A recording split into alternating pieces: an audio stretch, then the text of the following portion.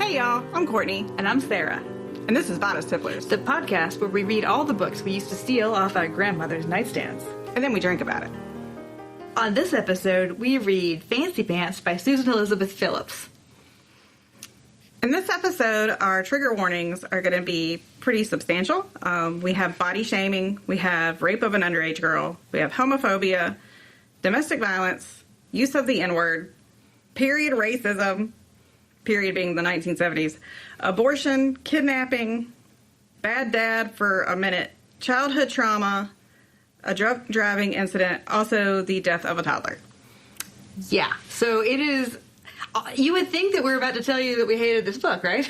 Yeah, I feel like that's the lead up, But no, we did not. We did not hate this book at all. No, this book was surprisingly delightful. Yeah, we both enjoyed it quite a bit. So, and buckle up though. Buckle the fuck up, because this book is a ride. Yeah. And this ride has, like, I guess those teenagers dressed, with the stupid masks that jump out at you, and that's all the trigger warnings. Yeah. So, yeah, get ready. So how are you doing? Well, I think first and foremost, what's most exciting is that we are in the same room together. Oh my God. So that's fun. That's super fun. So we figured that we were both going to kind of be extra today, so we picked an extra book. Yes. And it did not disappoint. So I'm doing very well. I'm glad to be sitting with you and not doing this via, like, Zoom or all the other various things that we tried. Well, yeah, so it's very exciting. And yeah, thank you, Patreons, for getting us good mics. Yeah. So I'm hoping that you can tell the difference in our sound, but our content will continue to be trash. Yeah, exactly. Yes, just fart noise. Yeah. But fart noise and, like, surround. Yes. So. Yes. Stereo fart noise. So, what are we drinking? We are drinking a bottle of, it's a Pinot Grigio called Aristelle. I joined a little wine club. I got a coupon code and I keep using it is what happens. But it's a Pinot Grigio and it's from the Columbia Valley and it's good. I mean, I like a Pinot Grigio. We're getting into Pinot Grigio season. That's true. Yeah, that is very nice when it gets hot outside. Yeah. Very crisp, nice. A Pinot Grigio. Yeah, I find myself, I guess I'm so desperate for novelty now at this point in 2021 that I have now joined way too many subscription boxes. Like, so I don't just have, like, our expensive mezcal subscription box. I get Burlap and Barrel's Spice Club. Of course, I'm in the Rancho Gordo Bean Club. She's been very proud of this Bean Club, y'all. Hey, look, it is hard to get into that fucking Bean Club. I mean, there's a wait list. It's like you're getting into, like, an actual club in, like, the meatpacking You gotta district. get beat in. You gotta get jumped in. The beans. And you gotta, like, wait on a long waiting list for a long time. And yeah, so I'm now in a tea club, so I can, like, I can't believe I'm not in a wine club. Yeah. It actually wasn't legal in South Carolina for a really long time. I know, I'm still in the We can get wine in the mail now, y'all. It's such a novelty of, like, getting wine. I love it. So, have you read or watched or anything interesting? Like, dude, Past Sarah keeps on, like, fucking up Current Sarah. Past Sarah has, like, the library holds coming in for Current Sarah. Not only are they voluminous, they're obviously, like, seriously fucking aspirational. So I'm only halfway through How to Survive a Plague when Columbine comes in. Like, no, fuck it. I put that thing on hold, and the activation date for that hold is next year. Yeah, no, you gotta sit on that one for a while. Like, good job. Like, I'm glad that, like, Past Sarah was so ambitious. Yeah, she was. She can calm her tits. She was trying to get it. Like, I haven't really been reading anything, but I did watch Kongzilla, and it was everything I wanted it to be. So, again, King Kong versus Godzilla. I love the director. Like, he is one of my crushes. Is this guy named Adam Wingard, and when I'm not reading trashy horror, like romance novels, I really like horror, and so he's done a couple of my favorite horror movies. One being You're Next. It's kind of like it's a dinner party from hell. And then also there's The Guest, which stars the guy that was on Downton Abbey for, like, a minute. That one guy? Yeah. The main guy, who was... Oh, yeah. But he, like, that movie is so... Dan Stevens. Yeah, fun, and, like, he does that, like, his movies have this very you could tell he really loved like 80s horror, and so. Well, I really enjoyed the complete absurdity of that movie. Yeah, King Kong versus of course, it was it was John Quincy Adams who was right that there is a hollow earth. Of course there is. I loved Next. I loved that, like, to me, the King Kong versus Godzilla, it was like a 90s buddy, like cop buddy comedy, and it was like everything that I wanted it to be, like The Last Boy Scout, or like, you know, one of those where like a Lethal Weapon before Mel went completely like, you know. Yeah, when you can still enjoy Mel. Like, I felt like I really did was waiting for Godzilla to be like, I'm getting too old for this shit. Like, it was outstanding. So that's what I've been watching. But yeah, and otherwise just been reading this book, Fancy Pants by Susan Elizabeth Phillips. So Susan Elizabeth Phillips is someone I've read before. I don't think Sarah's read any of hers. I'm not sure if I had it or not, because like the style really did seem familiar, but I couldn't have. I mean, you look at the list of titles, and the titles are not particularly descriptive. No. So I'm really not sure if I've read one of hers or not. So Susan Elizabeth, this is one of her, it's not her first. Her first, like, she had a couple. She had one called The Copeland Bride, Risen Glory. This is, I guess, kind of like her new style, like the first in her style. This one is obviously Fancy Pants. This is from 1989, and she does a lot of book series. So, like, she's got one, the Chicago Stars series, which is about a football team, and this is the Winnett, Texas books. And it's our first sport book because it's golf. Is it our first sport book? It's our first sport book. Somebody else. Surely somebody's been a sport. No, we haven't. I'm pretty sure we haven't done a sport person. I can't think of anybody. Oh my gosh, really? So yeah, that was one of the reasons that we chose this one. But so Susan Elizabeth Phillips, she is in her 70s. Like, her books were really kind of popular she's still writing today, but, like, you know, she was kind of the mid 90s, especially because the Chicago Stars one started in like 1994. But she was born in Cincinnati, Ohio. She received a BFA in theater arts from Ohio University, and she taught drama, speech, and English at a local high school until her first child was born, and then she became a stay-at-home mom. In 1976, they moved to New Jersey, and there, her and her neighbor often discussed books they like to read. Together, they wrote a historical romance called The Copeland Bride, which was published in 1983 under the pen name Justine Cole. After her friend moved, Phillips began writing by herself, and then her subsequent novels were published under her own name. And so, yeah, you can kind of tell when reading this, like, it's very similar to the Sidney Sheldon book that we read, in that you can see that theater background. Yeah, it does feel very, it felt like a fancy miniseries, right? It has, it's odd because you start reading it, and it feels like a book that, it's like 500 pages, but you're like, wait, the story's almost over, right? So it ends up being like a much more expansive story. Yes. But like kind of when it's always moving forward. It has like a ton of forward momentum. Yes. And some of these books do not. No, it's, you know, this is like, I think the first of like her style of books, because again, I've read a lot of hers, and like the subsequent ones are much shorter. And I feel like this one, she's sort of figuring out who she is as a writer, and this, especially at the beginning, has kind of the same trajectory as Lucky. Yeah. And then it completely changes pace, and it gets, I think, better for it. So yeah, I agree. This is like almost the book that I wanted Lucky to be. Yes. Yeah. You know? Because people in this book change and learn how to be better people, and nobody in Lucky learned how to be anything but richer. Yes. And so, like, yeah, before, like, you know, Sarah's going to read the description and things. The cover that we have is more like the current awful romance novel cover. It's that, like, kind of like weird clip art thing. So there's this lady sitting on a stool in jeans and high heels, but like it's, you know, it cuts her off at the waist at the top.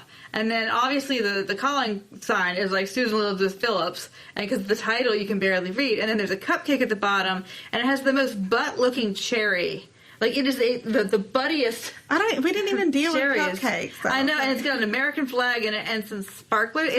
It's stupid. The original cover is baller. It has the title, like, it's one of those things where the title, like, very typographical, takes up the whole cover, but in between the fancy and the pants, there's a lady in, like, a fur coat and jeans and a cowboy hat, like, reclining. Yes. Like, I would have picked that shit up.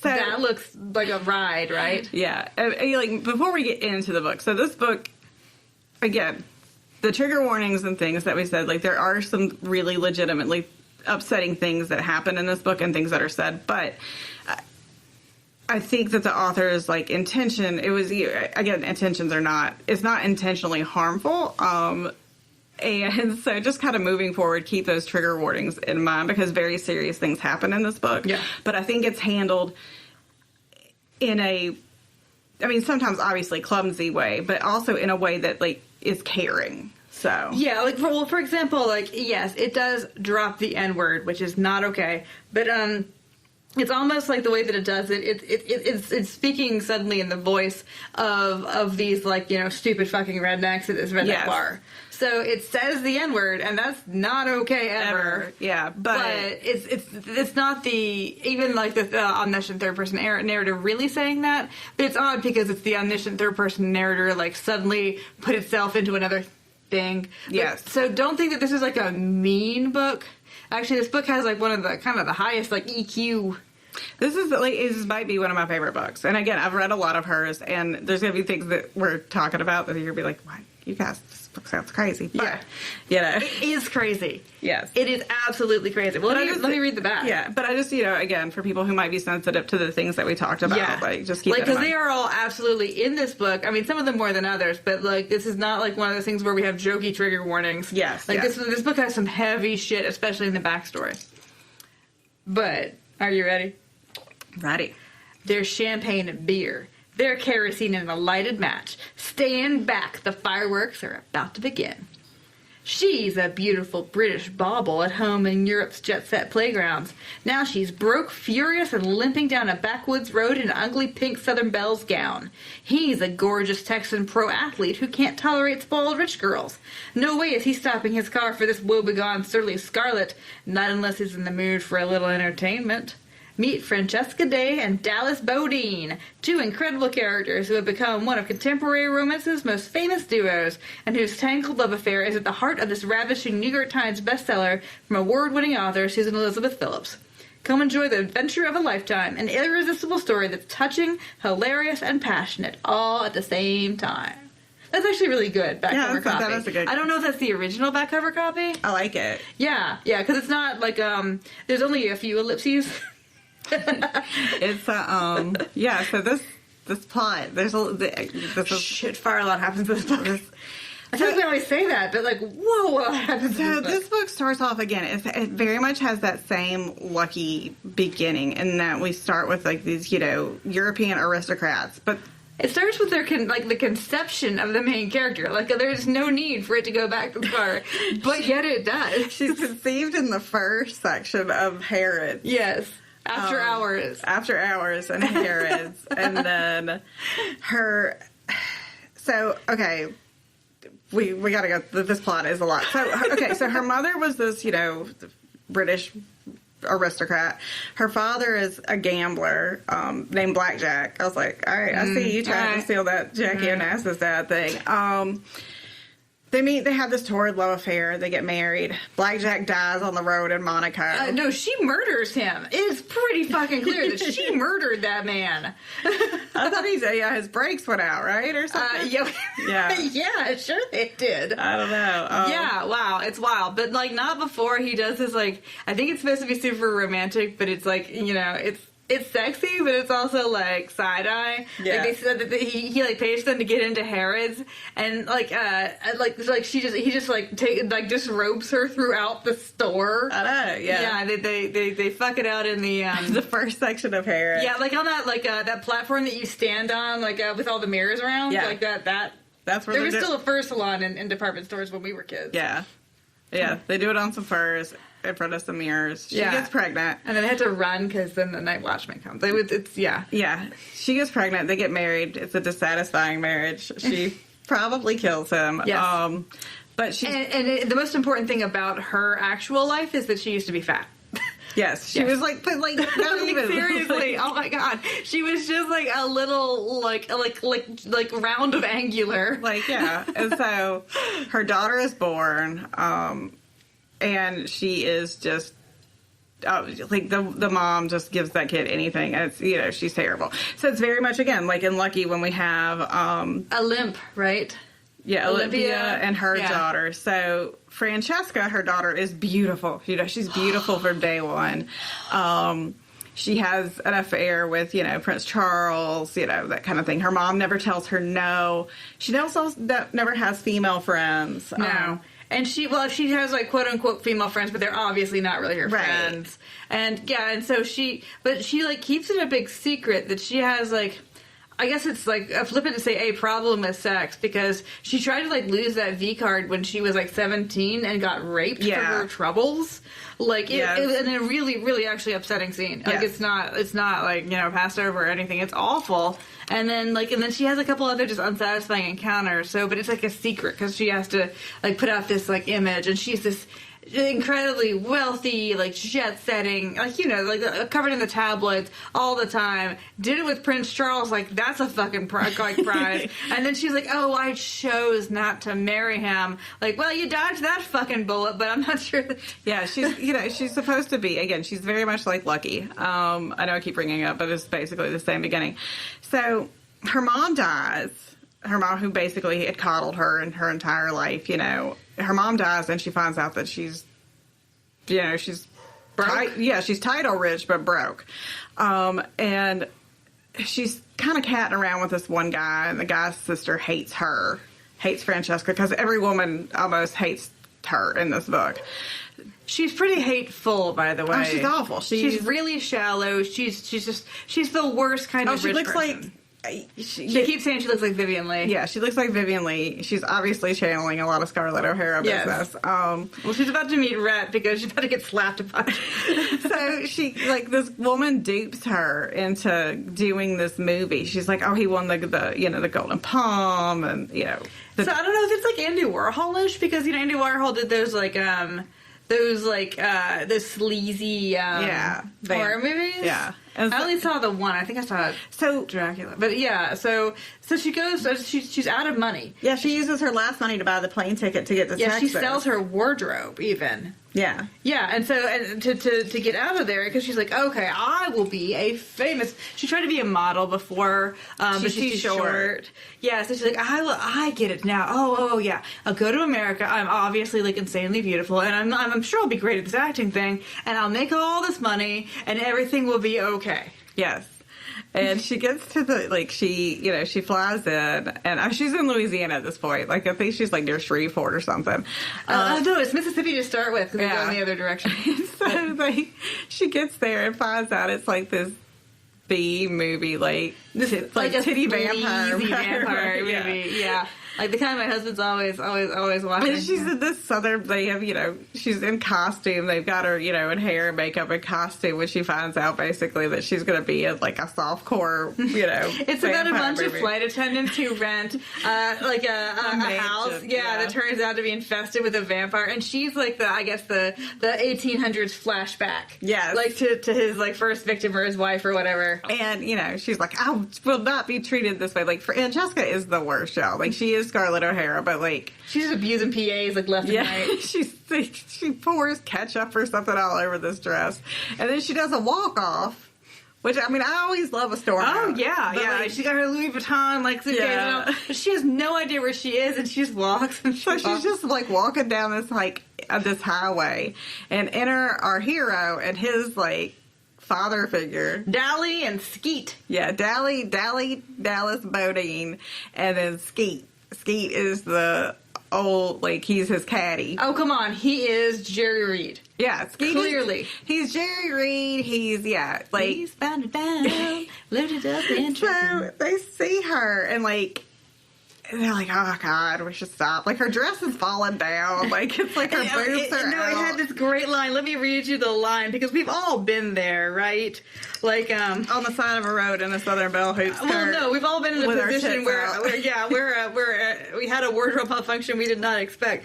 Dust streaked her cheeks. The tops of her breasts glistened with perspiration, and not 15 minutes earlier, she had lost a nipple. Just like... So this book is really humorous. It's got a lot of humor, and again, you can tell like Susan Elizabeth Phillips, that theater background is coming in because it's very. You can just see it. Yeah, Yeah. And so Dally and Skeet stop, and she's like, "I need to get back to, I guess like wherever she flew into, and Biloxi. I need to go back to London because like this has all obviously been an enormous misunderstanding, and I need my fiance is waiting for her. This guy that he's like rejected several times, but she just assumes he's going to come calling back. Yeah, and so she just keeps talking, and Dally's like, "Well, you're headed the wrong way." We can't fucking leave her here. She's like, she's also like, well, how should I have known I was going the wrong way? He's like, because the sun's fucking setting and it's always set, and she's like, well, so she gets in his Cadillac and just keeps talking at him and at Skeet, and like they have never encountered anything like this. And there's woman. no gratitude, we should say who Dally is. Yes. Dally is a pro golfer who is like, okay, this is obviously John Daly but hot. It's like the drinking, smoking, like a big bombing driver, but like fuck it up always in the clutch. He's like, sinewy and blonde, and like I feel like he's one of those golden men. But he's this amazing golfer as long as it's not in the tournament, and he always blows it in the tournament. If it's like a small time venue, but like the Masters, he'll make the cut, but then he'll fuck it the last day. He fucks up. And then again, he met Skeet when he was a teenager. Skeet found him. You find out all this like later. That Dally had a bad dad that was abusive, and he had run away and essentially like it sounds really shady, but he hooked up with like Skeet in the bathroom of a gas station. Essentially. Yeah, it's all fine. And like Skeet was, again, it's called Skeet. And, he's that guy, but like he's like a good that guy. He's Dally inspires him to essentially become his dad in a way. They're going to Texas. Or no, they're going, first they're going to go to New Orleans, and they're like, we're going to drop you off in New Orleans, and you can catch a flight from there. And, she's like, oh, thank you, blah, blah, blah. She just keeps talking, and she's talking about nothing that they care about. She's talking about her Louis Vuitton luggage that he keeps calling Louis Vuitton. And Dally does that thing that a lot of, like, popular Southern men do, where they affect... Like, he's very smart. He had gone to Texas A&M. He, like, got an English degree, but he affects this, like, dumb hillbilly thing. Which, I get it. Like, you're gonna... Is this the point where I make fun of Aggies? Because I'm prepared to do that. If you go for it. But, like, he does that whole country bump. I'm just a po-ass country boy. Yeah, like... Yeah. So she gets to New Orleans. They drop her off. She makes some phone calls. Nobody is answering. She has no real friends. Like, nobody cares about this. And she doesn't know that until, like literally right now. And so she remembers Dally and Skeet talking about going to this bar. And she's like, well, I've got to go back. Because she doesn't have it. She has no money. She has no way to get back to England. Yeah. So she didn't even get, like, paid back for her plane ticket yet. No. Well, and she never will be. Like, she's one of these, like, because of the way that she was raised with her mom and stuff, like, she has no skills. Her only skill is glomming on to a man. And so that's essentially what she's going to do. Yeah. So she goes back, she finds this bar, and then I'll let Sarah describe the bar. Because oh, my God. This book is like, the beginning of this book is a lot of urban cowboy. Like, yeah, it's amazing. It's like Deborah Winger, John Travolta screaming at each other in a parking lot insane. Yes. Like, there's a lot of people screaming at each other in parking lots. Yeah, the bar is amazing. So this is where the N-word comes up. But it comes up in the context of, like, this is where these guys kind of complain, about, like, losing their jobs and, like, and this and that. And there are two, and this is my term, not their term, not my term, semi-hookers. Yeah. Semi-hookers. Like, what is that? I mean, like, semi-hookers. But so the semi-hookers, like, kind of have an agreement about, like, I mean, I guess we take turns, like, rolling dudes in the bar, or, like, we take turns, like, stealing wallets, like, whatever. And so, like, the one has her eyes set on this guy. And, they're like, the only women in this bar. Like, it's that kind of bar. Y'all know those kind of bars. You know the bar. Like, for my Rock Hill group, the money. So this is basically the money. I Like, assume, like, when you're out in the country and you're driving around and you see this cinder block building and there's nothing else around for miles, and you're like, is that a going concern or not? I assume that that's this bar. Not even the Silver Dollar. See, the money, you went to the Silver Dollar after. Why are these all dollar themed? They were right beside each other. So the money is right across the street from Winthrop, but it's like a dive ass bar. So my friend's band opened up for David Allen Coe at the money. Oh my God! And so we went to go see it because obviously, Yeah. Well, shit, yeah. A couple of amazing things happened. One, my husband was with us, and I was like, I took one of my dad's, like, my dad has, like, a collection of baseball hats, and I found one that was, like, a Pennzoil hat, and just put it on him. I was like, you can't talk. And then, two. Don't let that accent come out of your mouth, honey. You're just gonna have to blend in. And then two, so my friend's band opens, and, it was great, and then David Allen Coe came out. But he's so old and janky.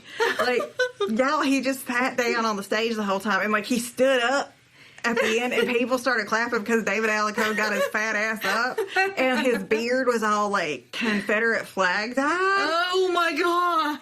But I have now set the scene. So you are. Don't do that to me, because I still love you. Never even call me by my name, like unironically, and I would like to not have that. Oh no, you can't love David Allen Coe. But so I have set the scene appropriately. You now know the bar that you were at. Yeah. With the semi-hookers, because I think somebody might have had some semi-hookers. And, like, the floor is concrete and sticky. Yeah. And you don't ever want to see it under the lights. Like, they don't want those lights to turn on. Yeah. So you better leave before closing time, because otherwise you're going to see things you don't want to see. Yeah. So the semi-hookers are having a fight in the bathroom until something happens to break their concentration on one another. And that something is, well, first of all, Dally, who, remember, is John Daly, so he's famous, but also super fucking hot. Yes, he's very hot. Like, I felt like Ted Cup was sort of based on him a little bit. Like, he's got that He's swagger. that I don't give a shit kind of guy. Yeah, Well, no, there's the appearance of Dally, but actually, no, come to think of it, it comes after the appearance of Francesca. Yeah. And they're like, bitch better not. And she doesn't even have, I don't think, a chance to, Francesca piss him off. Like, Francesca has not, her hotness is such that, like, even though she hasn't bathed in, like, 4 days. she's, like, transcendently beautiful. Yes. And so they're like, bitch, and they go, like, just immediately, just tear her fucking hair out. Yeah, like, they don't even, it's not even like, hey, how you doing? Like, they just start grabbing hair, and, like, this is the first time that Francesca has had to, like, encounter. Fight for her life, right? Encounter anything like this. That, she's like, what's happening? And, of course, Dally and Skeet walk in at just this time. They have to rescue her. And she sees Dally, and she's like, oh, Dally. Like, she does that. There's a lot of that, of the, And so... They're like, we can't leave her. She's going to get murdered. So they carry her out, and she's just, crying. And, like, what's interesting is he tells her, he's like, he gives her some money. He's like, I'm just going to drop you off at this hotel. He's like, I can't. And she's like, but, and he's like, I don't like you. Yeah. He's like, I don't like you as a person. And she's honestly gobsmacked about it. She's like, how can you not like me? He picks up stray dogs, but he hates cats. So, like, yeah. Yeah. And so, and then Skeet's just like, oh, this bitch. And he keeps trying to get rid of her, and she just keeps glomming on to him. And her response to kind of being told this, at least one time, is to completely trash a hotel room. Oh. Like, trash. Like, he owes in 1980... no, this actually takes place in the 70s, because, like, this all was, like, before the... 79 or 8, period of the book. How do you get $500 worth of damage out of that kind of, like, fucking motel room? What do you have to do? Like, she is throwing stuff... Like, she breaks everything. And, like, he explains it to her. He's like... he's like, you owe me for this. And she's like... The concept of owing anything, or like being, held accountable for anything is completely shocking to her. So she goes and tries to sell the clothes that she has left and her fancy Louis Vuitton. Yeah. But they don't have, I guess, like the kind of resale shop that she was expecting. So she like goes to these grimy pawn shops. But she does figure it out, and she gets something like $300. All right. Yeah. She's got $300 fucking dollars, and that is it. But so there was a part in this book because I will say, like, this book is a journey. It's a journey, y'all. It's a journey. So there's a part where she's still palling around with Dally, like she's hanging out with him, and he's like, "I gotta go play golf because that's what I do." He's like, "Here's $5." And $5 in 1979 is it's enough to get like lunch. Yeah, it's lunch money. She goes to like the Eckerd. She has not eaten in days. And what she does is she buys lipstick, pantyhose, mascara, and a Snickers bar. Mm-hmm. And I'm just like, are you serious? Because I was like, oh God, here we go with another. She's investing in her future, Courtney. I was like, here's another one of these books where, like, women who like lipstick are the devil. Like, you know what I mean? Like, well, I mean, I think what she's doing is she's looking at her assets. Yeah. And that none of them are things that she can sell anymore without, and so she's like, well, I better fucking look good, I guess. I think that she's starting to come to terms with her situation, but not enough to buy a fucking hamburger. No, she uses a Snickers bar that she shares with this mangy cat.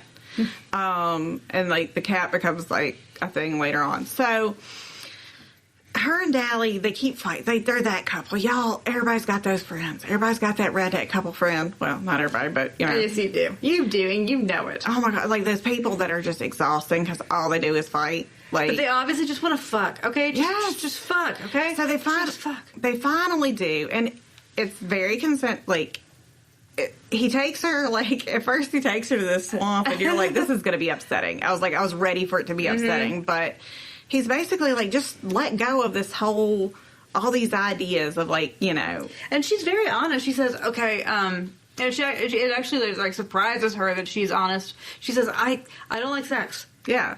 Yeah. And then she kind of, like, she doesn't tell him in detail, but she's like, I had a bad experience. And, like, so they have sex. They have, like, okay, we can just start kissing. And then, they have sex on the back of not in the back of the car, on the back of the car. Yeah, in the swamp. But it's really good sex. It is hot. It's really good. Like, Dally knows what he's doing. And she gets pregnant. Well, she'd been taught, like, there was a whole, like, because he was like, you on anything? And she's like, yeah, I'm on birth control. And well, he saw her birth control in her purse. Yeah. And said, hey, that wasn't just for show, right? And what she doesn't, okay, when I kill the mood and explain, well, I lost my period, probably because I was, like, not dieting so much. Yeah. So, and my doctor said, like, not to take my birth control pills until I got back, so I don't have to worry about it. In other words, she thought that she was... There's a valid explanation. Yeah, it's not her trying to trap no, her. No, it's nothing like that. Yeah. She's just, and she was honestly, because she's so stupid, like, at this point, like, nobody's really talked to her. Like, she was like, oh, well, if I don't have my period, I can't get pregnant. So they have sex. They keep having a sexual relationship. Dally has taken her with him on these little baby tours, and they end up in his hometown, which is Gwinnett, Texas, where you meet this woman, like, so there's Skeet, and then there's this high school English teacher that are kind of responsible for, like, turning him into a good dude. Mm-hmm. And she is great. She's not at all a stereotype of a character at all. She's really fantastic. Yeah. Like, she was a teacher for years and years with the bun and the girdles and all that, and then she's like, fuck it. Just fucking fuck it. And she moves to fucking Texas, and she starts wearing dashikis. Yeah. And she's like, she's like, hey, I want this fucking teacher job. I was like teacher of the year 80 fucking times. And then, like, she like, all I want to do is teach Catcher in the Rye. And okay, trash book. But I understand, I appreciate your... your intentions. So we have, like, these flashbacks. So we have Dally when he's like, Dally's mom left. Dally's father is an abusive piece of trash who, again, a lot of childhood trauma in this book, but there's also working through childhood trauma. So Dally just doesn't give a shit about anything, and this woman calls him out on it. And by this point, he is hooked up with Skeet. And she goes to see Skeet, and he's basically like, look, I can't do anything about that. Well, I'm not actually his dad. Yeah, he's like, this kid's not legally mine. And she's like, I don't care. She's like, I'm not, she's like, he's a we're going to give him a shot. So the two of them kind of work on this kid together, and they get him turned around and get him into college. Yeah, and interested in literature and all this stuff. Although, Catcher in the Rye, y'all. Yeah. So, and all through this, they're on tour with Francesca, and they keep mentioning this woman, Holly Grace, but they don't say who she is. Ever. Never. And so Francesca was assuming reasonably that it was like a sister or a manager. Yeah. And come Halloween.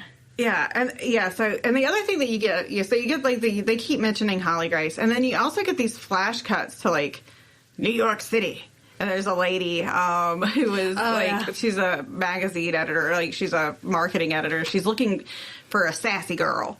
And they keep talking perfume. Yeah, they keep talking about the sassy girl, and so that storyline is happening.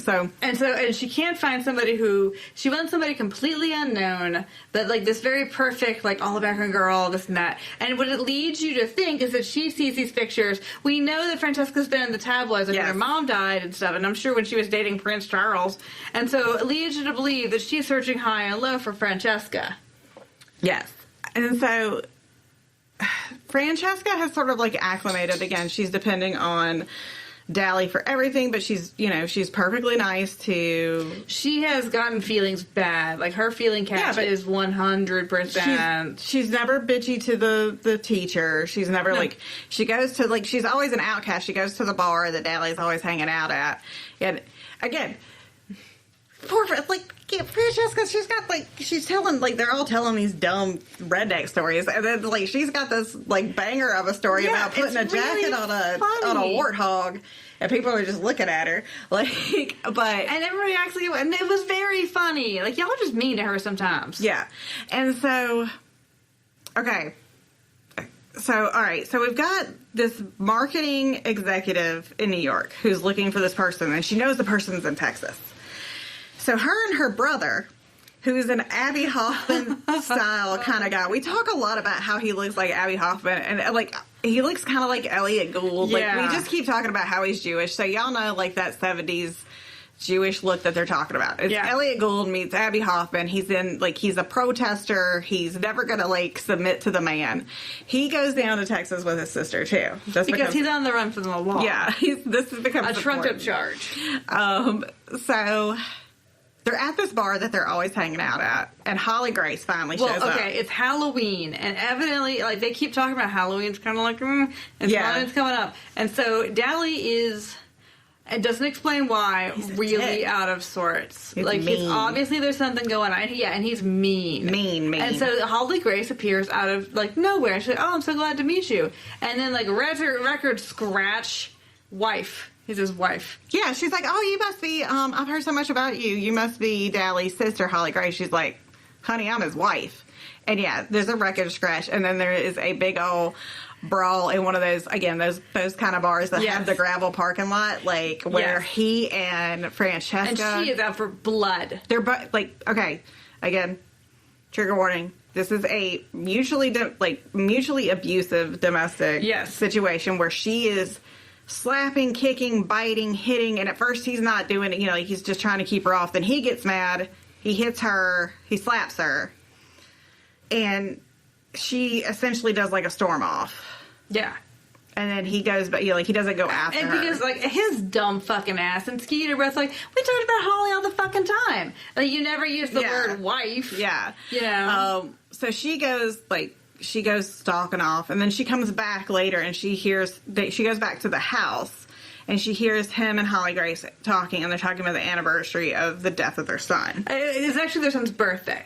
Yeah. Yeah, so like Halloween is their son's birthday, and their son died as a toddler, fell down a well, and Dally blames himself and has blamed himself ever since because he knew he had to fix it and he didn't fix it. Right. So, and he was like responsible for keeping the kid, and he was studying. They were teenagers, and he was like, a new college student. Yeah, like, I mean, it was just a terrible tragedy. It's not really his fault. It's not like the toddler death in Lucky where it was just like we're just killing a baby to kill a baby. Like, this is genuine, like, and I mean, like, super upsetting because this happens every day. Yeah, it's like a terrible accident that happens. And so she hears them talking, and Francesca's kind of like, I'm glad they have each other. So she sneaks into the house, and then, Well, the marketing lady has showed up. The marketing lady shows up the next day, and like Naomi. Yeah, Francesca's like, this is it. She hears the woman talking to. I have been looking for the sassy girl, and she is this and this, and Francesca's like, oh thank God, I'm going to be saved. And then yeah, you find out that the woman was looking for Holly Grace. Yeah, and I went, fuck you, Francesca. I just went, ha. So basically, what happens is Francesca packs up her meager things. She's got her $300, and like she just ends up walking down the road. Yeah, and she just gets in the car with the brother, with Elliot Gould. Yeah, with Elliot Gould, because he's like, let's get the fuck out of here. I saw a cop car, and she's like, fine, because like he says we're gonna go to San Antonio. Really, he intends to go to Mexico. Yeah, she's flying the coop. She had given him a little like what money she had, and.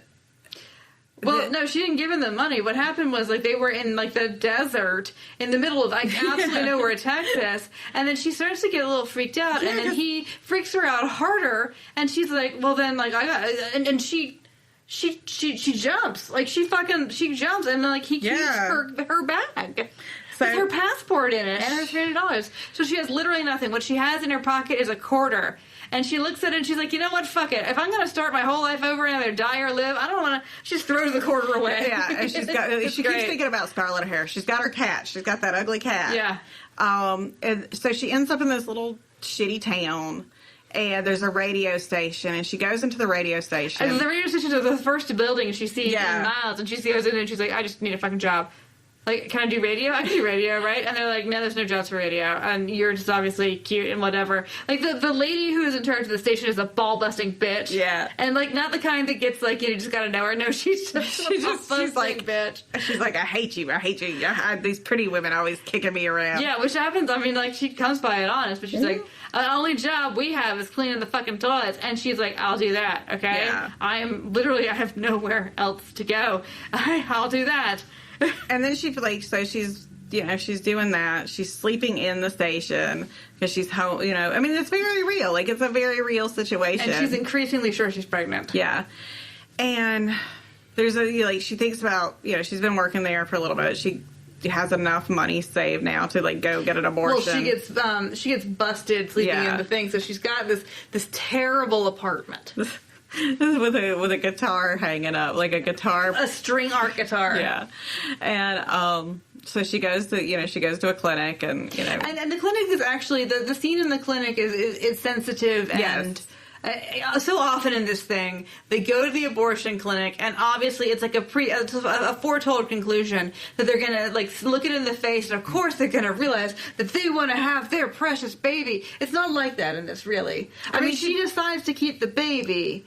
But, like, the discussion there's a conversation. There's a very pointed conversation because she's like, I can't, she says something basically that's like, sounds like she's bashing people who decide to do this. And the doctor's like, you're basically like, hold up, take a step back. That's, people who come in here, they're coming in here for she's like, this is like birth control. And she's like, it's not fucking birth control. Yeah. And it's like, you come in, you can have a baby later. I mean, this is like if it is not the right choice for you right now. It was very well done. So she does decide to have the baby, but it's her choice in a legitimate choice way. In her choice, yeah. And so she luckily everybody at the station gets the flu, so she gets to go on air because she makes herself an audition tape because she actually puts the fucking work in for once in her entire life. I think it's great because she's so, broken down that she has nowhere to go but up. So she makes an audition tape, and, she eventually gets on the radio, and and what's interesting about it, what I thought was really great, is that she was really fascinated with radio because, it's the same thing in a lot of these books. You get, the dowdy girl or whatever who's, doesn't want people to judge her. She's exceptionally beautiful, and she loves the idea of radio because people won't judge her for how she looks. She's terrible at the beginning. But she's real bad. And so what she does is she takes she cuts out pictures of people from magazines because she realizes that she was super fake sounding and that she didn't sound like she was talking to people. And radio can be really intimate, right? But she's also really good at she's so inappropriate. Like, yeah, people love that. Yeah, like she'll just like say any goddamn thing that nobody would ever say on the radio, and everybody's like, and they love it. And but I actually kind of teared up a little bit when she's cutting out these pictures of people that she could kind of pretend she was talking to. And the radio station, like, lady, even though she's a ball busting bitch, is like, I might be a bitch, but I know money, and we're gonna make money. So she's like, you know, sending her on these satellite jobs where it's like, you're in the jail. Yeah, like, you're gonna go wrestle a pig. Like, ha ha ha, we've got this, you know, British aristocrat. Like, basically, we're making her do all these. Oh goodness, crazy that is a large buck. Yes. Yeah. And so she gets really, you know, she's kind of on a roll. And then the book, it goes basically into book 2, and it's 10 years later. No. What happens before? Oh, yeah. So because fucking Holly Grace shows up because she was driving by and heard this like dinky radio station, and she stops by, and Holly Grace has had a fucking glow up because she is now sassy like not girl. just a sassy girl, but she's getting all these TV things, all these movie things, and she's everything that Francesca used to be. She's got the cashmere, she's got the jewelry, she's got the everything, and here's Francesca wearing her like Goodwill maternity dress. And Holly Grace is not mean or anything, but the effect is mean. You know, like it's real hard on Francesca. Like here's another kick in the face. Yeah, and she's like, okay, so that's not Dally's baby, right? And she's like, oh no. No, I was pregnant. I didn't know I was pregnant when I came over here. And so actually Holly Grace ends up being there when she has the baby. Yes. And then we flash forward to New York City 10 years later. And this is where the book gets hella interesting. And everybody has done super well for themselves. But I was obsessed with the back half of this book. So, okay, it's 10 years later. Francesca, who was convinced she was going to have a girl, has a little boy named Teddy. And Teddy is the opposite of Francesca and Dally. Like, Teddy is homely. That's what they keep calling him, homely. Like, you know, he's a jug-eared kid. He might grow into his face one day. He's a jug-eared kid. He's very, very smart. He's a genius. He always talks about how he's a genius, which, great. You know, you're a genius. He likes nerd shit. He's bad at sports. He wears his pants up high. And he's been raised... And then I will tell you that they do keep calling him a sissy. Well... Because he's been raised by... It's the whole thing. Like, he's been raised by women, and he's a... But... It's weird. They call him, like, the term... Like... The people who they say the other F word about him. Well, but the people who are saying that are people that are... dealing with their own shit, too. Yeah. So it's not ever it's malicious, but it's malicious in its own... People have to kind of deal with their toxic masculinity who have not yet dealt with it. There's purpose to it. So you find out that in the 10 years, like, Francesca went from doing the radio to basically being, like, Barbara Walters. Yeah. Like, she is, like... a famous interviewer. Yes, she is, you know... 2020, like, all on TV all the time. So she lives in New York, and then her best fucking friend, Holly Grace, lives in New York, too. And Holly Grace is an actress and, like... a bonus mom to Teddy. Yes, she is, like, her... Francesca, and it deals a lot, and, you know... It deals a lot with single women raising kids, and I think especially in the 1980s, that's super important to talk about. And she struggles a lot with am I working too much? Am I working too much? Is my kid not getting it? Like, is he well-rounded enough? You know, that kind of stuff, because, like, that's her thing, is she wants him to have... And I feel like people used to be a lot more worried, like, because there's no father, is he grown up too feminized? Yeah. And so, you know, he's just a little awkward dude, and he's great. And, I get that, believe you me. And so, so they're best friends, and I love it, and we'll talk more about it. But, so Holly Grace and Francine are in New York City. Holly Grace has started a relationship, on-again, off-again relationship with Elliot Gould. Yeah. And they argue like woe about politics. Like, oh my gosh. Yeah, you fucking communist. Well, you goddamn nuclear holocauster. Yeah, like they are, And so... But what really it is that Holly wants a fucking baby, and she's 38, and she sees her clock running down. And she's got that very tempestuous relationship with Elliot Gould, right? But he obviously cannot have a fucking kid because he's like super progressive in the street, but fucking Archie Bunker in the city. Well, and that's the other thing they talk about, like how he's like very into like gender roles, and that is something that this book plays a lot with, is gender roles, because neither her nor Francine really adhere to normal like again, it's the 80s, and they're dealing with... Yeah, they're all boss bitches. How, gender roles have changed. So while they're there, Dally's still in Winnett. He stopped drinking because he had a close call. A real close call where he was drunk and he, hit a kid. The kid lived, but he stopped drinking. He and Skeet are still on, the tour circuit. He's getting older and still choking on, ridiculous. He's still not winning anything. No. So he's thinking about, becoming a broadcaster. Like a color commentator. Like the fun one, right? Yeah. And so... Which is a good fucking gig. So, Skeet's all you're not living up to your potential. So, basically... Teddy has been co-raised by Holly Grace, who still doesn't... Because Teddy is so Again, I don't like using... Because he doesn't look anything like Dally, she really thinks that he's just some British dude's kid. Yeah. And I guess he's real. I guess he's got terrible teeth, Yeah. But Dally has never met him. And, because Holly Grace is still really good friends with Dally. He knows that she's good friends with Francesca. We should say that, okay, so they were married when we first met these people. They've since divorced. But it was kind of like a super open marriage. They wouldn't, it seemed like too much trouble for them to get divorced, but they were both completely fine. Yes, with each other fucking around. So he was not cheating on his wife with Francesca. But Francesca, didn't stand around for that explanation, but also you should tell somebody. And he and Holly Grace, up until, they have a very codependent relationship, and you find out that they're both children who have been abused, and they found each other, and, then they had the situation with their son who passed. So, basically...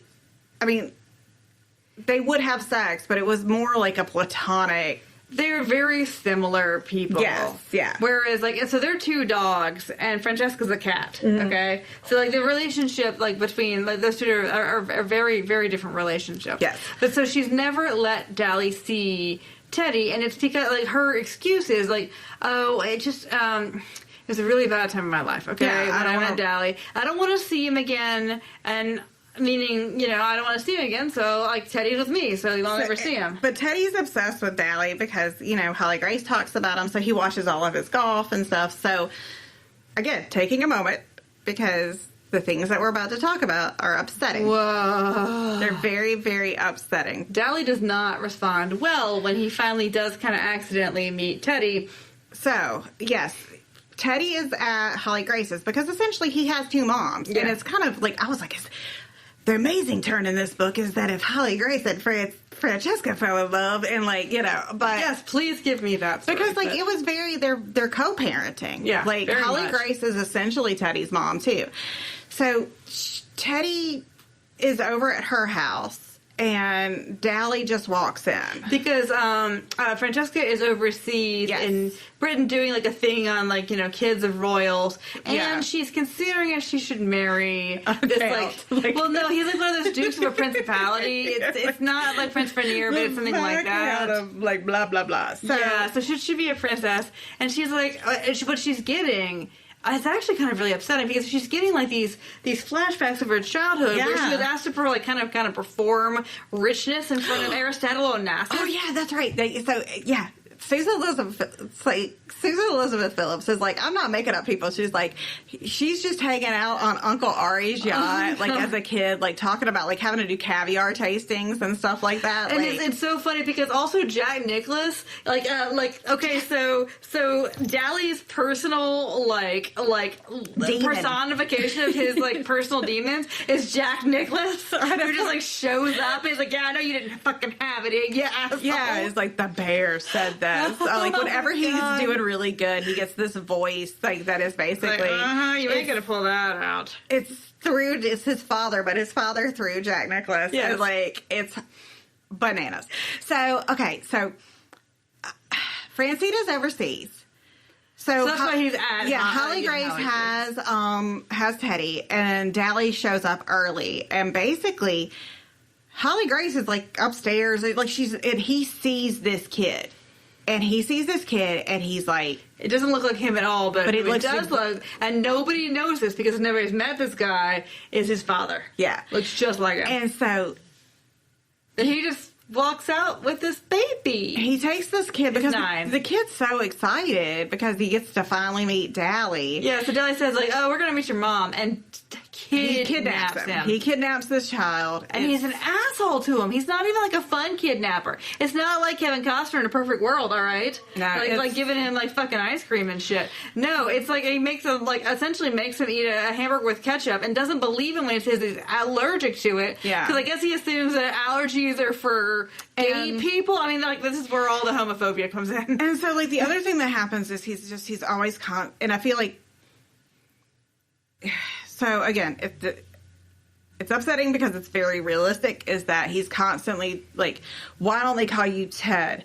Why aren't you more coordinated? You're a sissy, blah, blah. Like, you can't play football? Why can't you play football? Dally is patently awful to this child. Oh my God, it's really like I texted Sarah while I was reading it. I was like, I hate this man. I hate this man right now. Yeah, like, I thought I was gonna hate this whole book because Courtney was so like down on it until like the last page. But I was like, this is fucking delightful. But like the way that he treated this kid was really upsetting. Oh my God, so like he basically takes, and luckily Skeet's with him.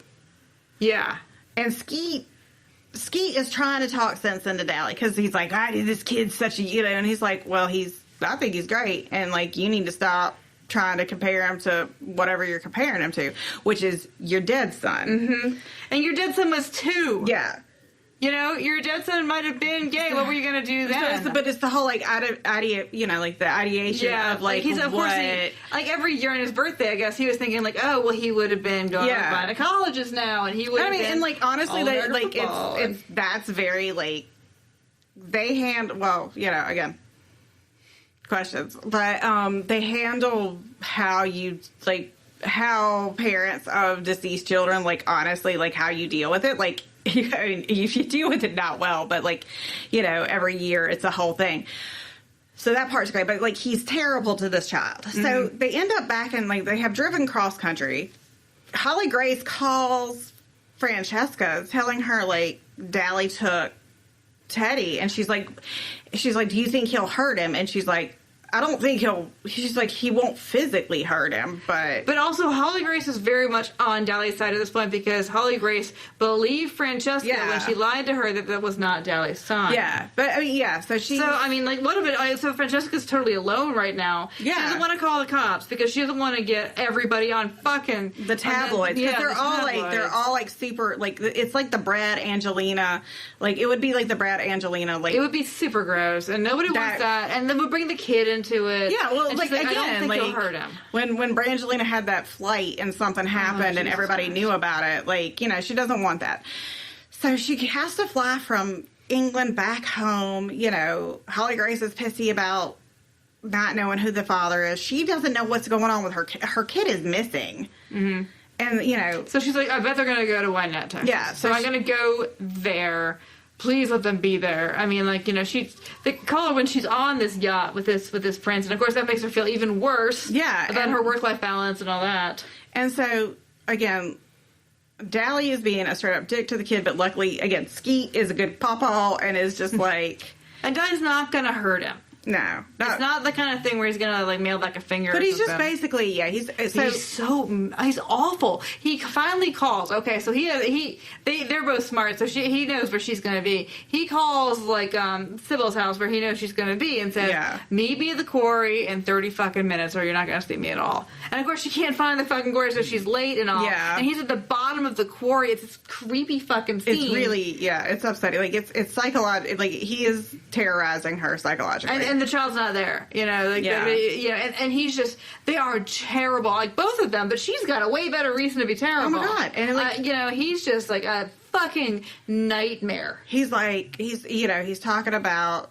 Teddy, he's talking about what, like, I mean, it's, no lie, it is very upsetting. He says the meanest things to her about how, I guess you were working too much and spending time with your kid, and, a little bit, he does that, and then, like, there's a scene that happens later that kind of pulls it back a little bit. So, she eventually gets Teddy. They're still in Wynette.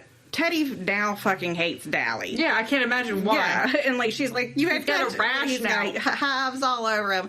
He fucking hates Dally. He doesn't want anything to do with Dally. And Dally's like, what's wrong with your kid? They haven't said to Teddy. Everybody knows, but it's still unsaid that this is your dad. Like, those words have not come out of anybody's mouth. And she's like, you're going to... Because Dally's like, she's like, you're going to shut the fuck up. Because if you don't, I'm going to straight up murder you. And, of course, he's threatening her with lawyers. Yeah, and she's like, bring it. Fathers have rights. How did you know that? Yeah. Yeah, and so...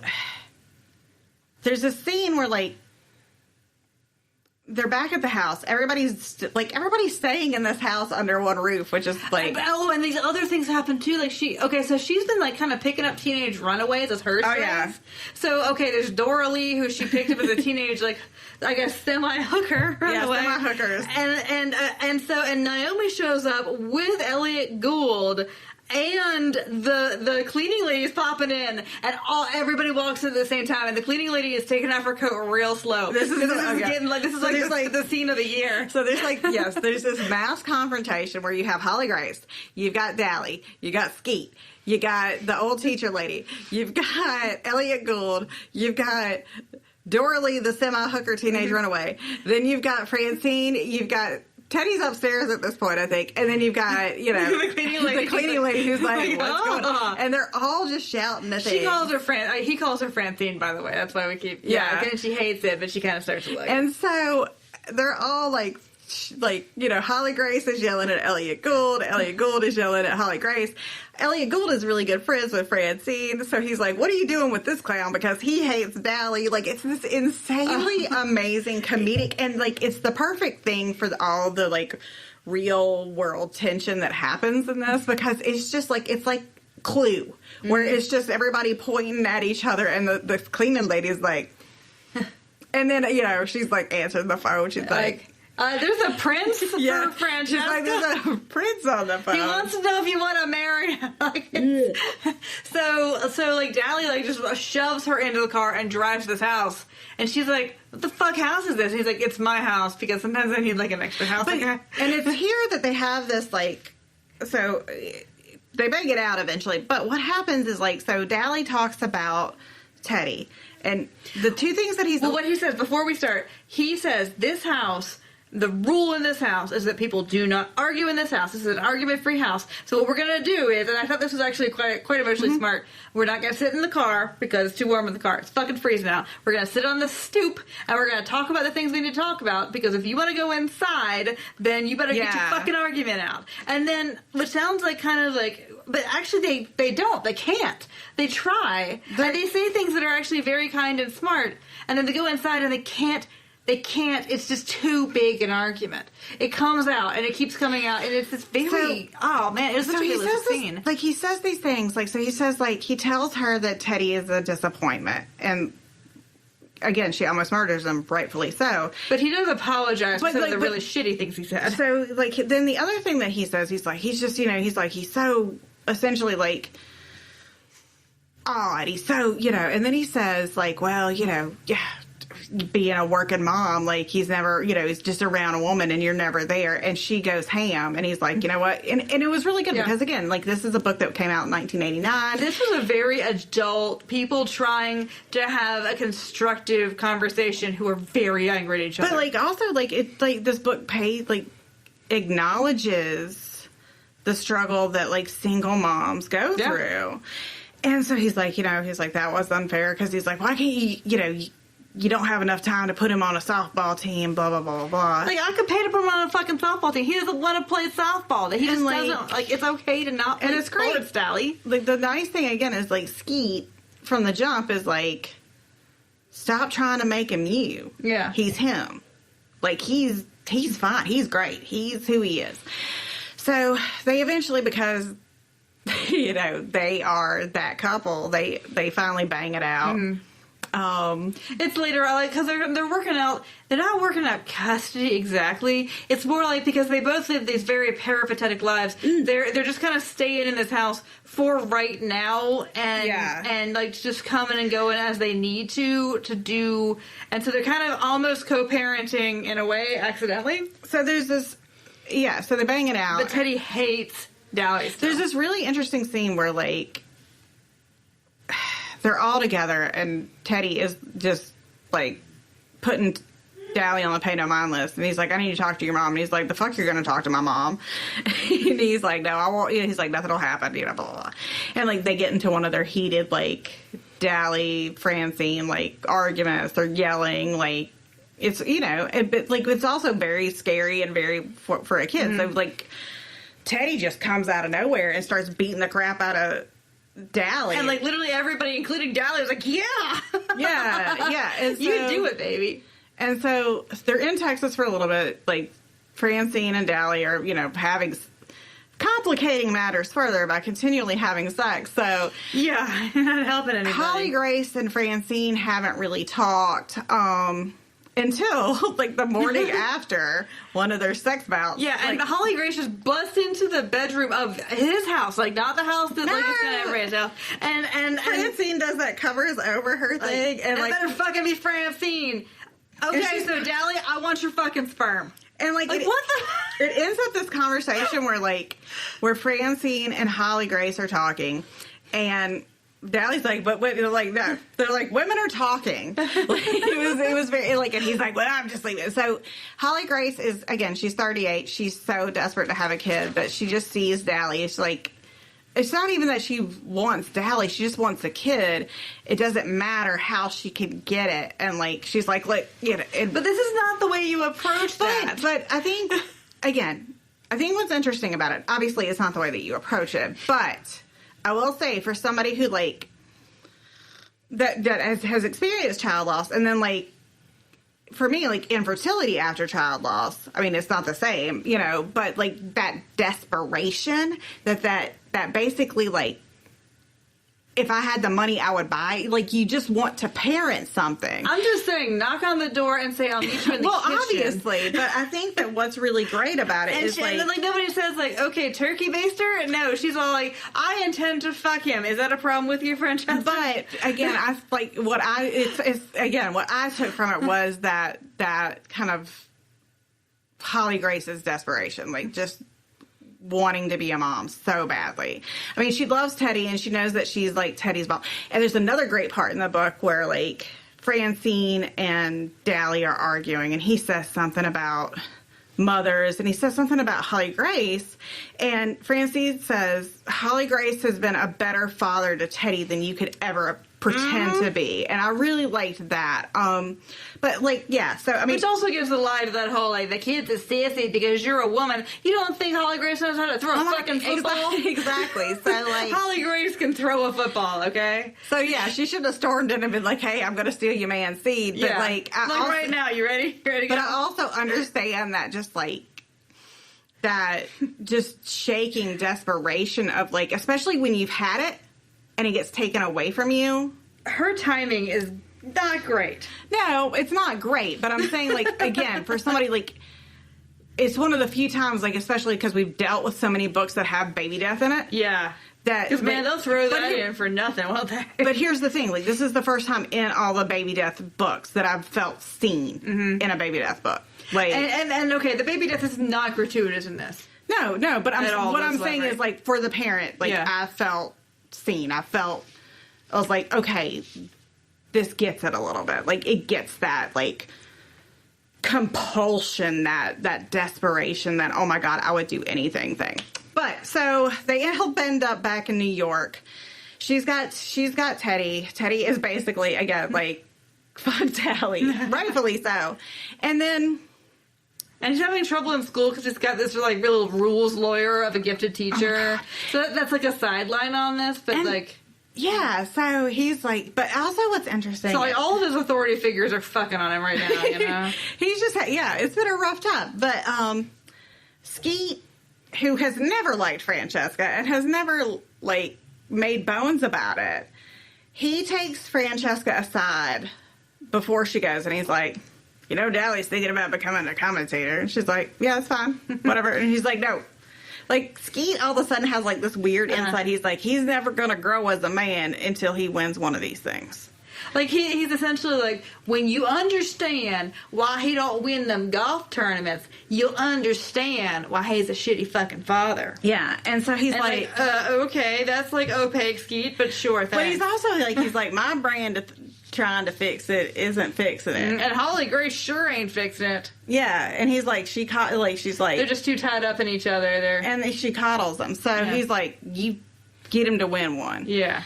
And... Like, what the fuck am I supposed to do with that? I know, yeah. So they're back in New York, and like, Dally and Francine are seeing each other, like, whenever he's in town, you know, that kind of thing. And, okay, so this book gets me. So... Teddy gets this package, and he's like, again, this is back when, like, the mail was a big thing. Oh, yeah, getting mail addressed to you as a kid, big Oh, my deal, God, it's right? like before Amazon, you know, so he gets this package, and he's like, he sees it's from Texas, so he thinks it's from Skeet.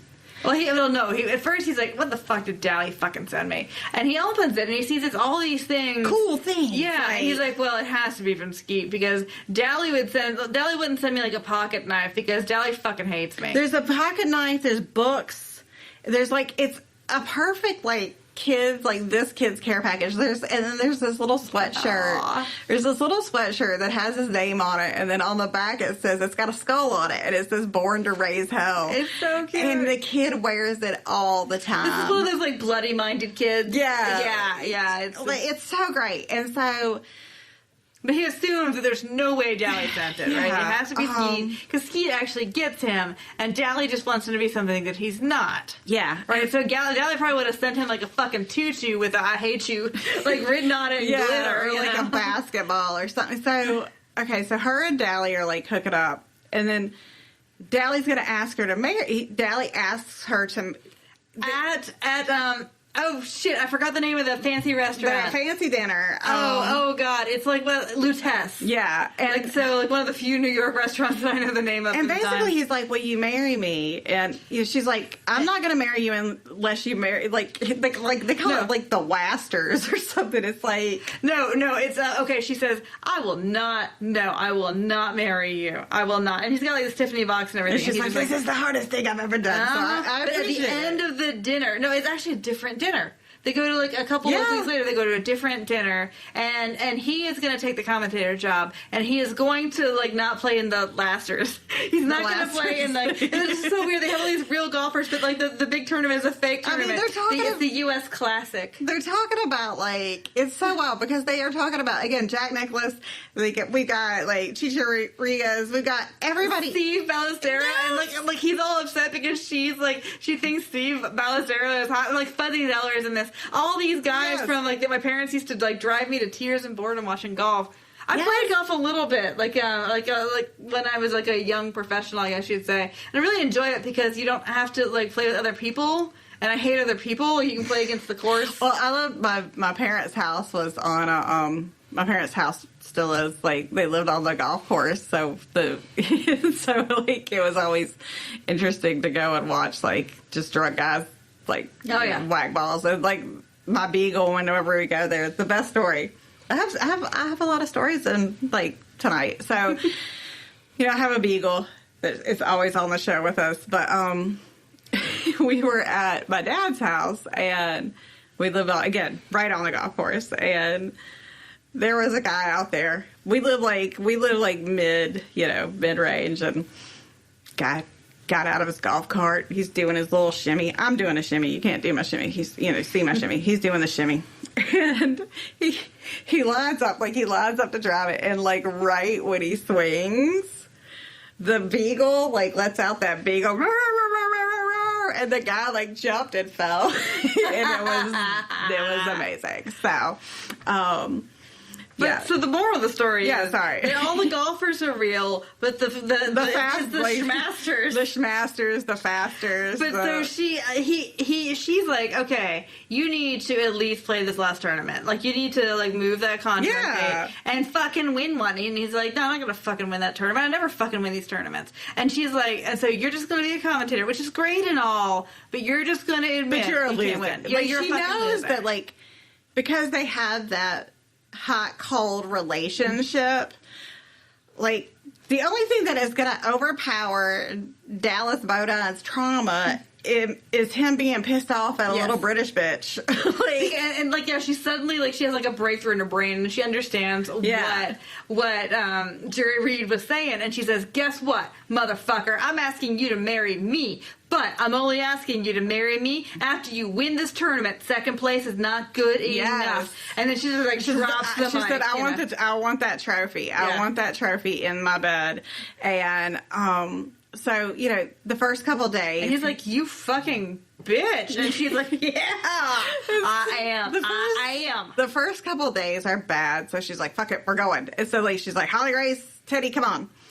And, you know, and she wears this barn burner of an outfit. How well will she wear? But like the first day, it's Holly Grace there and Teddy's wearing that Born to Raise Hell sweatshirt, and so it's a little, and like, you know, because Teddy's, I mean, he's not warmed up to him yet. He's not, but he's like not actively hating him. I think he may actually say at the tournament. No, before the tournament, they have like a little moment where he's like, right, the sweatshirt. Like, so it's clear by then that he sent that. He's the one sending it. So Teddy's like maybe like giving him a little bit of a chance. So, and then like, so like on day 3 of the, like day 2 or whatever, like Holly Grace and Teddy are there. And he sees Teddy in that sweatshirt, and so he starts playing really well. And then day 3, like the last day of the tournament, he gets paired with Jack Nicklaus. And I'm like, of course, great. This is great. And then also, like, she shows up, and she is dressed like straight up hoe. Like, she is not dressed like the fucking, like, golf crowd. No. She is in a, like, hot to tot dress. We will discuss it later. It is amazing. With like mules, and like he sees her and he's like, this bitch, and he gets so mad that he gets out of his head and he stops hearing his dad through Jack Nicklaus, who is also there. Like the actual Jack Nicklaus is also like, Jack Nicklaus is really there. And so he ends up winning the tournament, and like he also has a choice, you know, which happens in golf a lot, whether to take the safer route, which might make him tie, or to go for like the really balls out, like daring thing, and he goes out and he's like, I want to win, I don't want to tie, and he wins, and it's but it's like really sweet, because like what happens at first is like, what's really great is that when he wins, Holly Grace is gonna go running up there, but then she stops and she's like, she kind of like lets go of their, you know, and like everybody's growing as a person. Francesca gets you know, the first person who hugged him though, Jack Nicklaus. Yeah, Jack Nicklaus, who's like, good job. And then, but then, like, it's Francesca, and then Holly Grace and Teddy, and Teddy's just like, Teddy's not ready to hug him. They kind of like fist bump. So after the tournament, you know, he's got the trophy in the bed. They're engaged, and so he takes. God, this is when the book got me, because again, it's real sweet. I was like full on like fuck Dallas voting. So he's like, Teddy, let's go. He's like, I'm gonna marry your mom. Like Teddy, like the words have not come out yet that I'm your dad. Yeah, so he's like, we're gonna have to be living together. We gotta get to know each other better. So he's like, let's go. Why don't you take me to the Empire State Building? Yeah, so I'm not a New Yorker, right? They go to the Empire State Building, and they're talking about these King Kong action figures, and they're both scared of heights. It's kind of funny. So Dally starts talking to him, and he's like, you know, basically they have a conversation about what a dickhole Dally was. And like the way that Dally puts it, he like all of a sudden is like, his emotional intelligence is insane. He's like, it's like the Grinch's heart on like his brain. So he says, he's like, you ever seen those kids that were like really good friends and you were jealous of their friendship, and you know, or like, you know, your friend did something when y'all weren't together, and so you felt like you had to tear it down when you were together because you felt left out. Yeah, you felt jealous, and you know, Teddy says and he's like, that's the reason that I was the way that I was with you. Like, you could have said a few more sorries, but it was a deeply thoughtful. It was like analogy. The most again. So that happens, and then what happens is, like, Dally goes and confronts Elliot Gould, because we still have the Elliot Gould situation. Yeah. So there's a conversation between two grown-ass men in a romance novel. Yeah. Where... You know she wants to have a fucking baby, right? I mean, it's like... Where he's like... He tells him, he's like, you need to, like, sack up and, like... Grow up. Yeah, put up or shut up, and, like... this is what she wants. Like, this is, why do you think that she feels this way? And, like, they have a real, like, honest-to-God conversation, and it's kind of amazing. Yeah. So, okay. Now, you two. You have to imagine this. Here we go. Okay, you have to set the scene. We are at the Statue of Liberty. Okay, and so all these people, so the president, Reagan is there, although weirdly they don't say, Jack Nicklaus is all up in this, but they don't say Reagan, and it's a citizenship ceremony for famous people. So it's like 20 real famous, like fashion designers and Francesca and these people. But it's a legitimate citizenship ceremony. But it's kind of like this big, it is a big press event, and it's at the Statue of Liberty. And so she has brought all of her friends. She's a little pissed that Elliot Gould didn't come, right? Yeah, but all like of her friends. Elliot Gould's sister's there because she's continually in the book. And like all of her little semi-hooker teenagers are there, and she's so excited. And she gives, and the Supreme Court Chief Justice gives them the oath of citizenship, and it's actually very emotional. It's really sweet. Thankfully, before anything else happens, the president gets in his helicopter and flies away. Yeah, because this would have a very different ending had Reagan still been on the ground.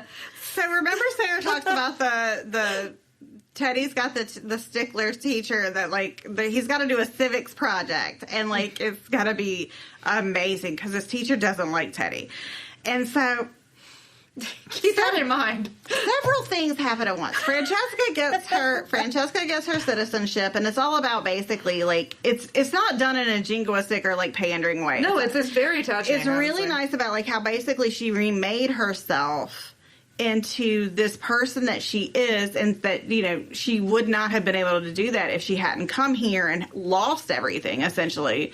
And like it's kind of this really nice parallel to, like, if you think about like what, you know, real immigrants like went through, like, yeah, it doesn't mean that you don't care anymore about your previous country. Right. Like she just So she's like having this reflecting moment. Dally and Skeeter there. It's like really nice. Teddy has like, well, what happens next is all of a sudden it's like whoop, whoop, whoop, whoop, whoop, whoop, whoop, from like a helicopter, and they're like, what the fuck is going on? Holly Grace is like kind of just, she's there, but she's going through the motions.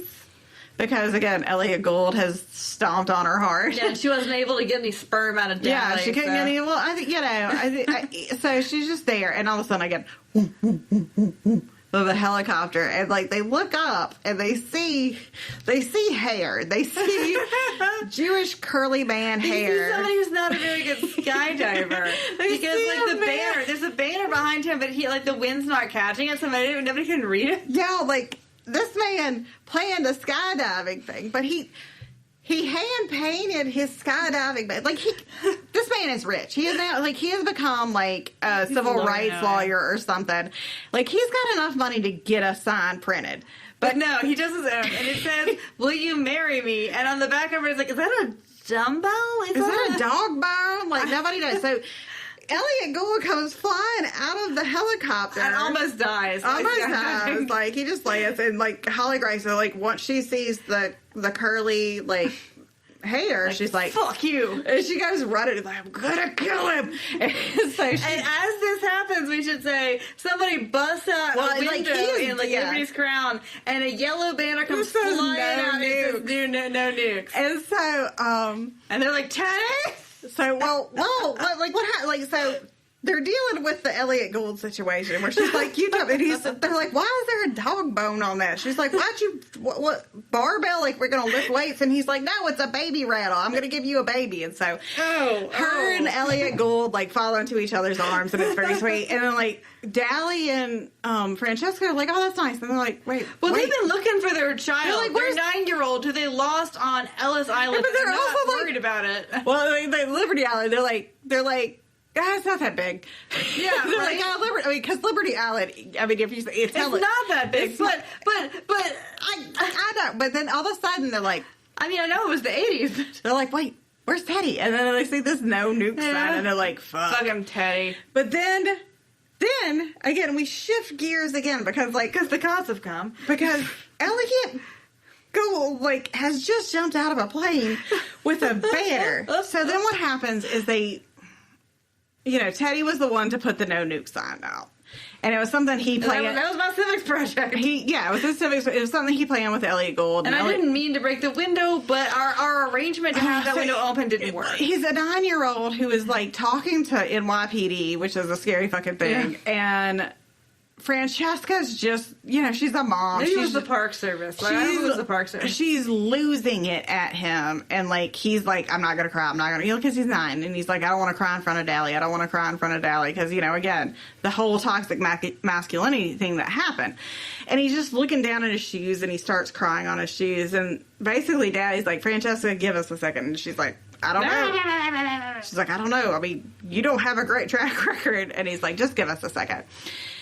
And so then Dally gets down on his level and just starts talking to him about, like, he's does not shame him for crying. No, he's like, sometimes you just need to cry, and you don't need a woman squawking at you while you do it. And, he's like, I didn't want to hurt the statue, and it's just very sweet. Like, it's really great. Oh my God, y'all. And then, like, basically Teddy throws himself at Dally and hugs him, and like, again, it's all about Dally telling him that, like, you're the best kid in the world, like, I'm sorry I was it's really sweet. He's like, everybody would be, you're just, he's like, I'm so proud it's really just all this, like, affirmation. And they finally say and then Teddy goes, I think that you're my dad, and Dally says, like, and it's the best job that I could ever have. And, like... And then Teddy ends up turning his paper in on immigration. Well, hold on. Not his... But then they both, like, start crying together. Like, they're both crying together. Like, Dally comes out holding Teddy, and he's crying, and Teddy's crying, and then Francesca starts crying. And thankfully the cops leave. But, like, it's really, like, this great fucking moment of, like, vulnerability in everybody. Like, again, like, it's I mean, again, like, this book got me. It got me. I was like, like, it's really sweet, and it's a grown-ass man being vulnerable with a kid. But, yeah, he turns his immigration paper in, and, they kind of go about their business. Yeah. And, like, what's really funny, and because I've read these books, so again, we've talked about how Teddy is unathletic, and secretly he and Skeet are hitting golf balls. And he's amazing. Of course he is. He can't throw a football, but he can. And like, he's like, when can we tell my parents? And Skeet's like, not until they're ready. And so it ends with like Skeet and Teddy, like, that we know that we know that Teddy is going to be a prodigy at golf. So honestly, I thought this book was great. I love the first part of it where it was all slapping people in hootenanny parking lots, which I am very pro. So I think what's interesting about it is that so I feel like Susan Elizabeth Phillips is to romance novels where Bill Burr is to comedy. Okay, so see, here's the thing. What happens is, like, they both start off with something incredibly offensive and terrible. Yes. And then what they do is they walk it back and make it make sense. Mm-hmm. And that it's not the offensive, terrible thing. It's the way that, like, it's the things around it and how it deals. This is more real personal growth than we've ever gotten in a book. This is the most... Like, our questions, God, this is going to be forever, because these people they're dialed up to 11 to where it does that thing that Julie Garwood does in that. Which we like. We really like over the top. Everybody people. is insane. But their trauma's all really realistic. Well, it's really realistic, but it's also like Francesca is such an asshole that, like, when her and Dally get in a slap fight, you're like, okay, I'm not ready to, like, burn everyone I fucking down. slap her too. Yeah, so, like, everybody is dialed up to, like, 15, but then you put real world trauma into it, and, like, The only thing that is genuinely upsetting to me in this book is once it's not even the kidnapping. All the not great. Okay, non-custodial kidnapping, not cool. Don't do it. Don't say I told you to do it. But how shitty he is, this 9-year-old. Yes, but I also feel it makes sense, and you understand why. Yeah. But it's hard to like him in that part. Yeah, it's hard to make an excuse for this man at that point because it is bad. Yeah, it's. But also, like, it was bad because it's so real. Because like, this is shit that it feels like a real non-custodial. Like, when a man says that my son is a disappointment to me, like, that is something I think a lot of men have heard in their lives. You know, like, that's because I'm not Johnny All-Star, because I'm not, you know, whatever. So I think that's so we could do that with questions. So. Question time. Okay, question number 1. Big dick energy or big dick energy? You gotta admit that John Daly, there is something kind of sexy about that, right? Or is that just me? This is it. I mean, okay, fine. John Daly, no, I don't care. I just love a guy who doesn't give a rat's You know ass what? Like, it's... Dallas voting is hot as fuck. And you know what? Like, she threw... John Daly, she threw Burt Reynolds, she threw a lot of things into a blender, and we're just like, we're going to make it come out and see what happens. I do think, honestly, that this is her, like, let me take a run at Gone with the Wind. Yeah. And that he's her vet butler, who is, like, you know, not that much older than her, but a lot fucking wiser in the ways of the world. And, like, and I was thinking about it in terms of, like, emotional growth, and I was like, well, does vet butler, like, have any emotional growth? Like, yeah, he does. He grows out of a scarlet. Yeah, But he does grow. He does. Oh my God, he would be on Dallas voting so hard. Because, like, even when he's a dick, he never purports to be anything other. Like, he's never... All right, he's awful in a lot of ways.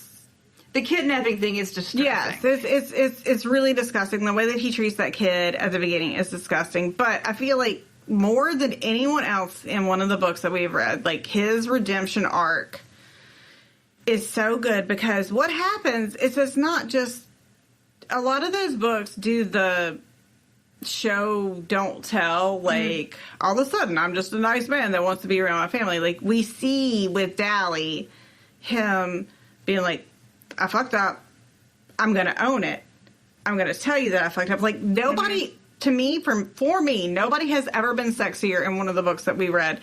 I mean, I'll always love Carved in Stone Guy, but when he is talking to that kid and he says that stuff about, like, feeling left out, and like he understood what the kid was feeling, B, could articulate it in a way. Yes, like I would be, and then also, like, he's aggressive and he's gross and, like, a lot of ways, like, again, it's very urban cowboy, but he's never, with Francine, like, they fight, and yes, like, they have a redneck fucking gravel parking lot fight, but it's fair. It's a fair fight.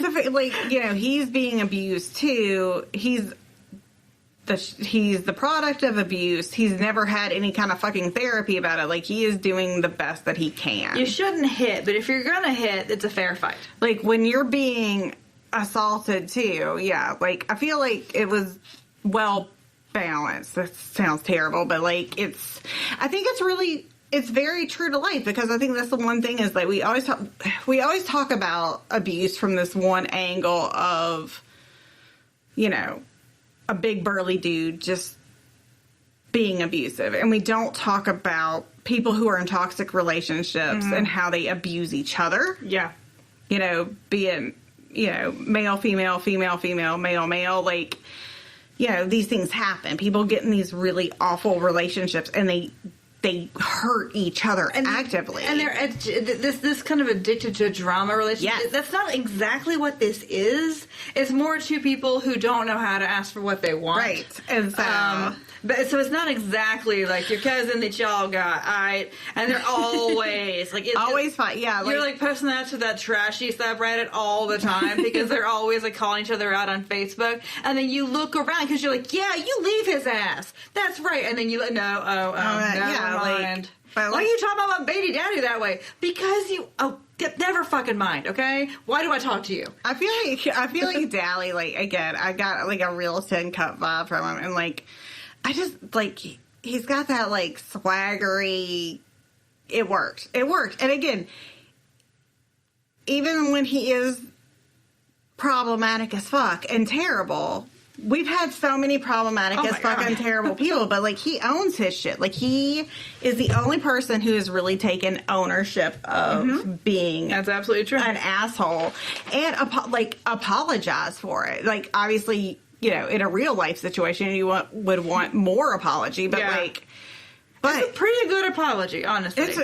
It's really... I would appreciate more of a direct, I am sorry, I did this, this, and this. But no, I mean, it's still, for these guys, when you think about what personal growth usually looks like in these vintage romance novels, often it is just like, oh, I realized that you were a special case of person.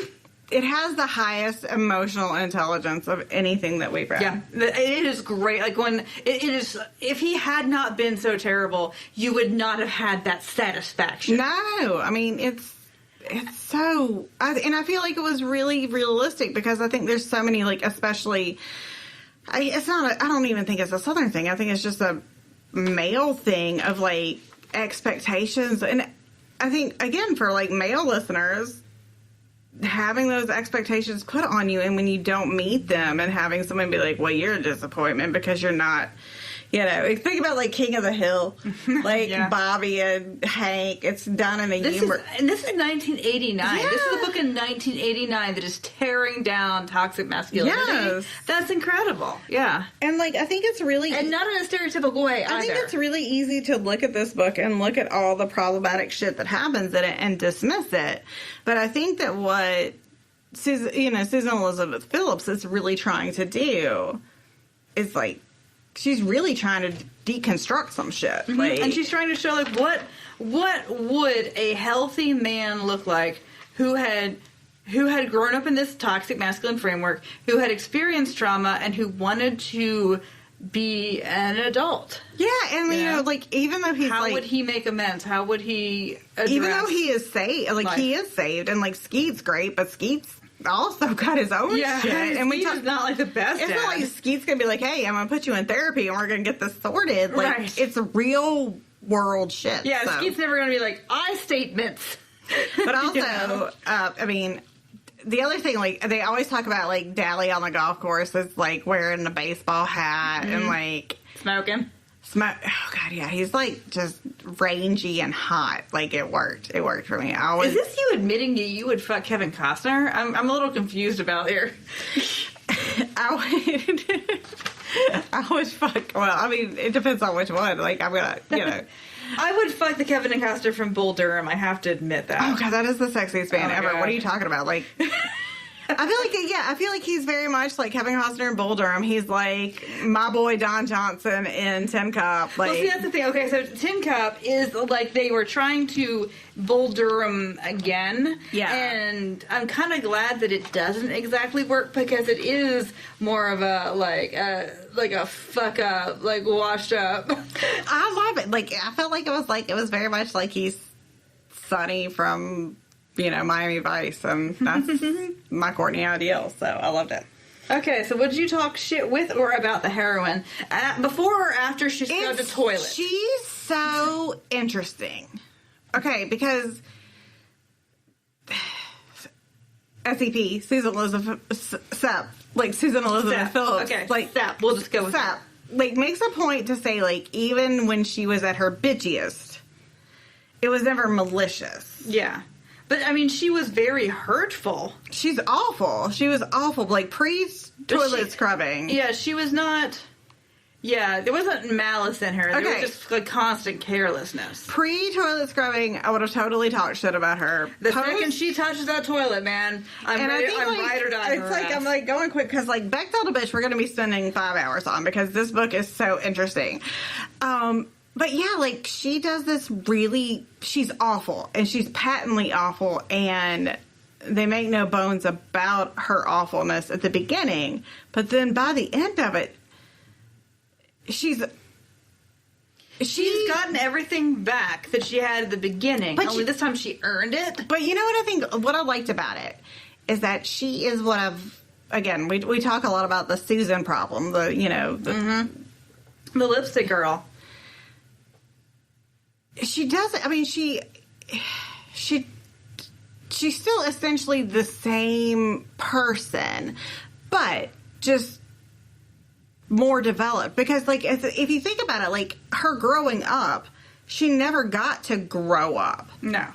And so her puberty, her, like, come to life moment is, like, again, scrubbing toilets and that kind of thing. Yeah. So, like, even as a grown-ass woman, you know, she still likes things. She still likes makeup. She still likes, like, there's a whole thing where she's like, these fucking people with, like, PETA and fur, and, like, that's a little, you know, but, like, she likes limos. She likes, you know, one of the things. Beautiful earrings. One of the things she loves beautiful earrings. She says, like, she's like, when Dally is going to propose, and she sees the Tiffany's, like, the robin eggs blue box. She's like, motherfucker, I have to say no, but I don't want to say no because there's going to be a ring in there, you know? But also, when she's in that fucking quarry, that creepy God. quarry, and she's like, I don't think you understand who you are dealing with. Exactly. I'm a different person now. And I know that you think that you know me. And she takes off her earrings, her 4-carat apiece diamond earrings, and she just tosses them. And she's like, I don't give a shit. She's badass. Will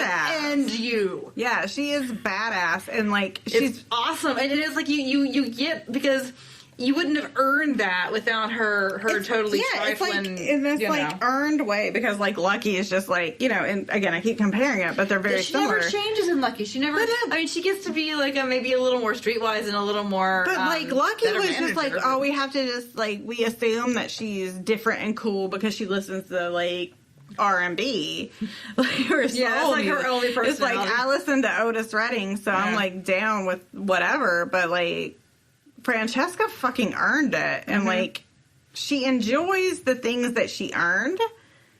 Like, she's a Beyonce song, and it's she's Scarlett from Gone with the Wind. Yeah, but you know, she has her, like, as God is my witness, I'll never be hungry again. But Scarlett never earns it. Scarlett, she does though. I don't know. She does. I mean, I have made, like, I don't know. One day we'll do Gone with the Wind. Oh no, because I'm always it's so many problems. My mother-in-law can't stand, like, my mother-in-law loves Gone with the Wind, and she can't stand that I'm Team Melanie, because I'm like, Scarlett.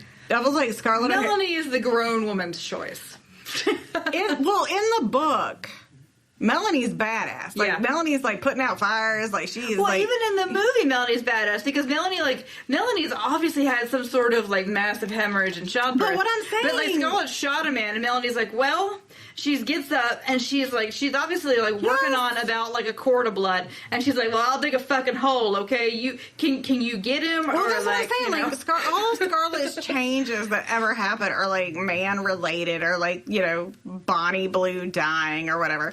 No, she changes a lot. I hate Scarlett. She wants to keep the house. It has to do with the house. I hate Scarlett. It doesn't, you know, this is a whole other tangent. Yeah. But, like... But, I mean, I think that's kind of, like, what she was trying to recreate in this book is that, like, she had that rock bottom, as God is my witness, I will never be hungry again moment. And yeah, and I do like that Francesca, like, she works hard, she plays hard, she has her, like, you know, she tells her company basically, like, I am basically, like, worth enough that I'm gonna do, like, 12 specials a year, and I'm gonna spend time with my kid, and if you don't like it, fuck you. Yeah. Like, she's great. So yeah, by the end of it, she's fantastic. Which brings us to the big ass, here we go. Bechtel to bitch. This book is phenomenal.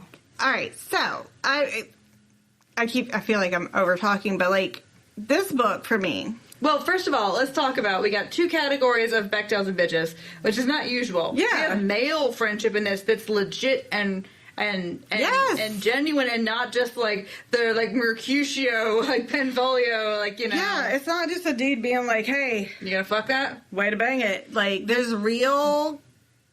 Okay, so we have male to male, like, we have male and male, like, we have male to male friendship relationships. We have female-female relationships, and then we also have male-female relationships in this book.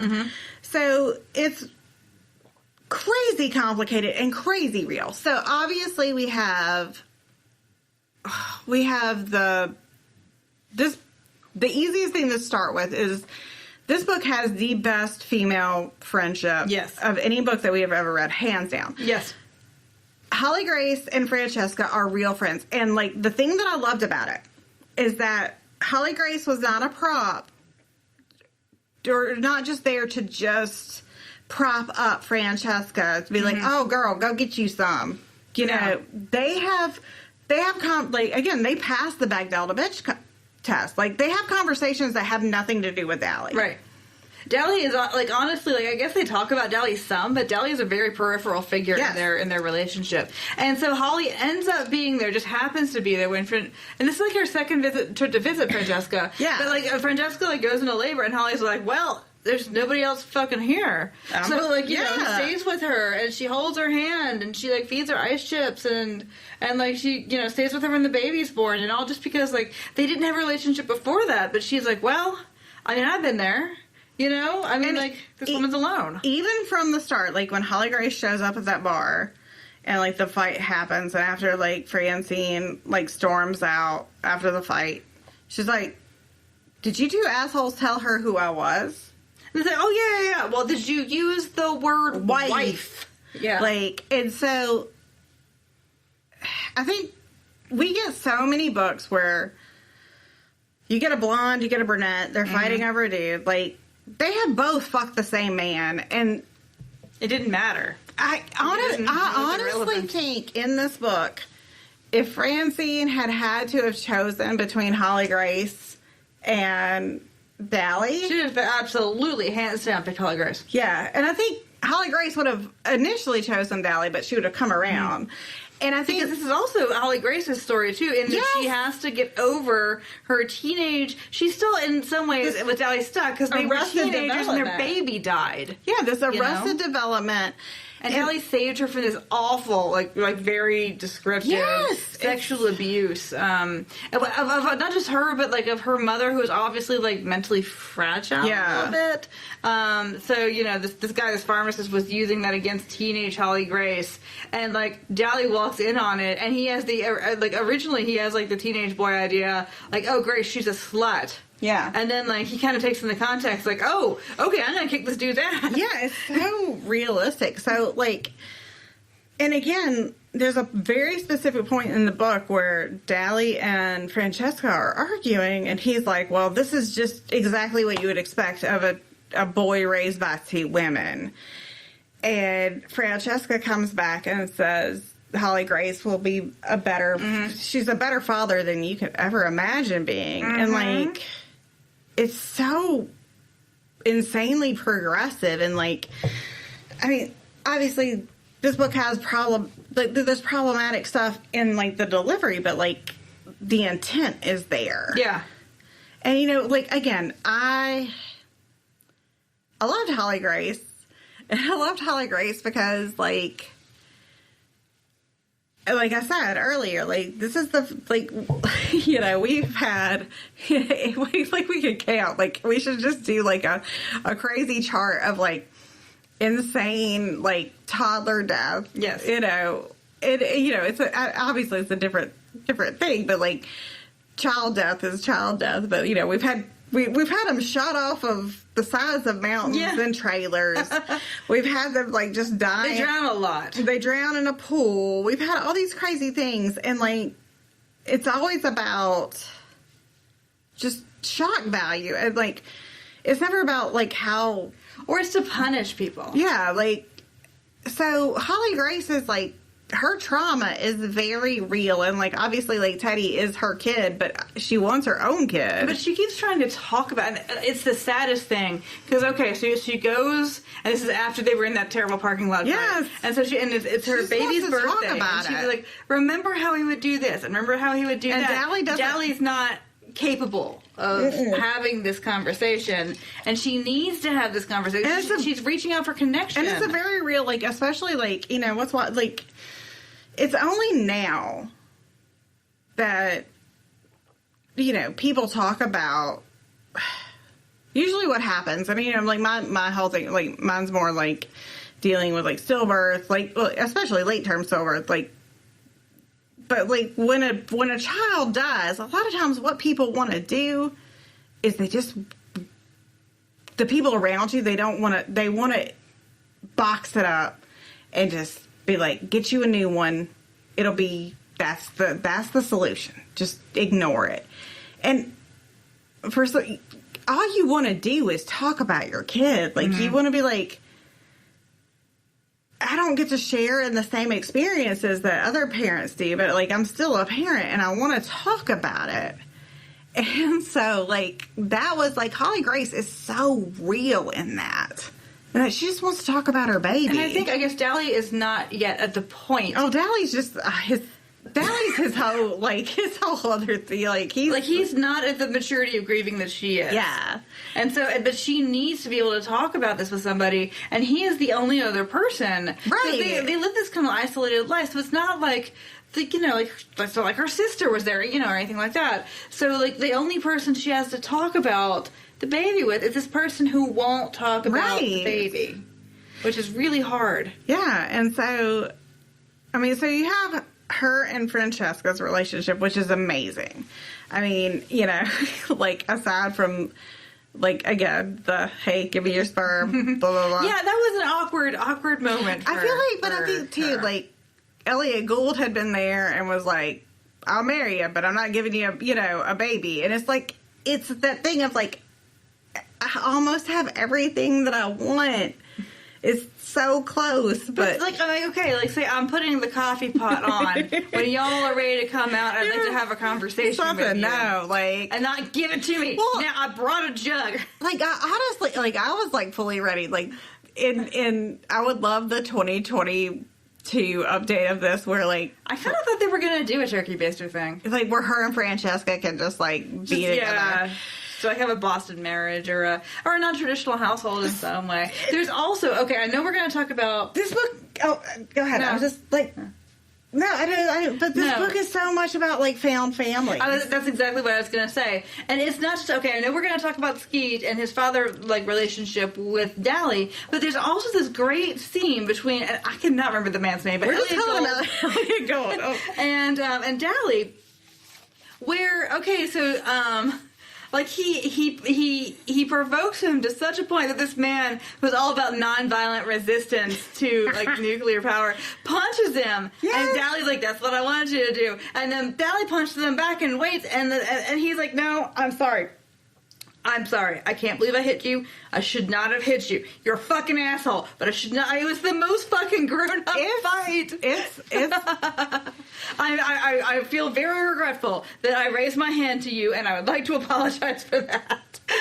it's what. So we have like the Holly. Like again, this book is the best female friendship in that Holly Grace has her own story. She has her own thing. She has her own relationship with Francesca that is not just, girl, go get you some. Like, they are, like, it's very much, like, they're really... Bonus mom, right?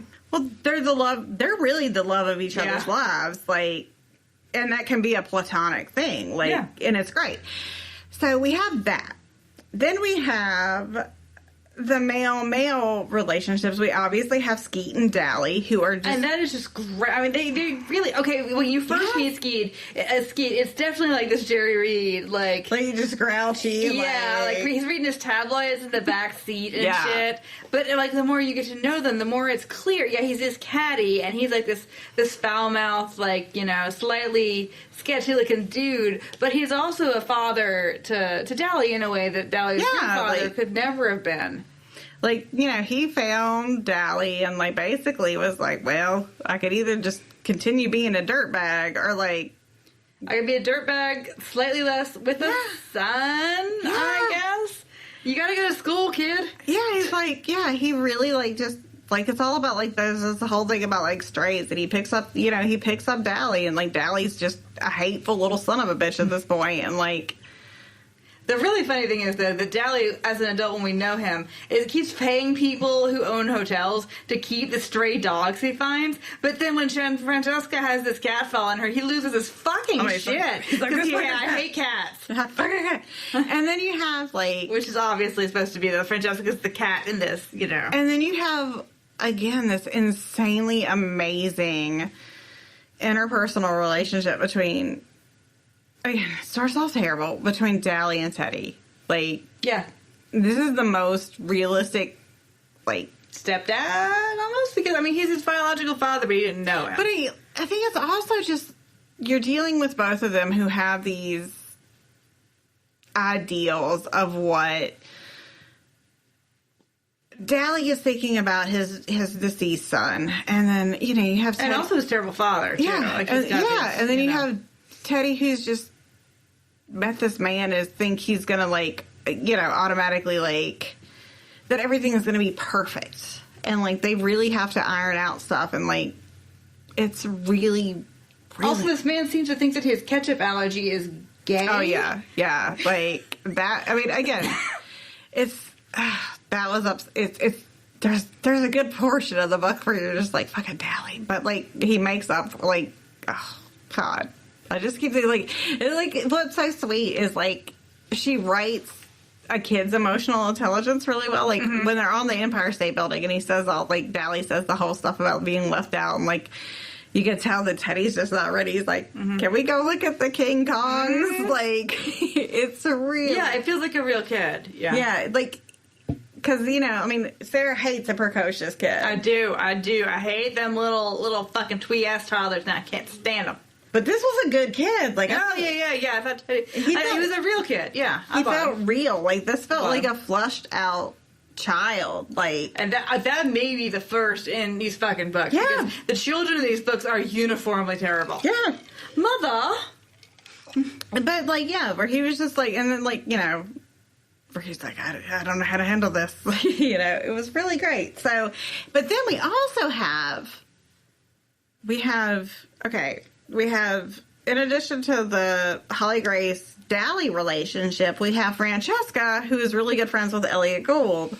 Yeah, and they just have like this kind of casual, like they write to the funny notes. Well, they do, but he's always been like, we should just, he's always like... He dumped her in the desert, but he sent her... The money. The money. But... months and months and months and months later. He's also like, we're both in love with codependent assholes. We should just get together, like joking.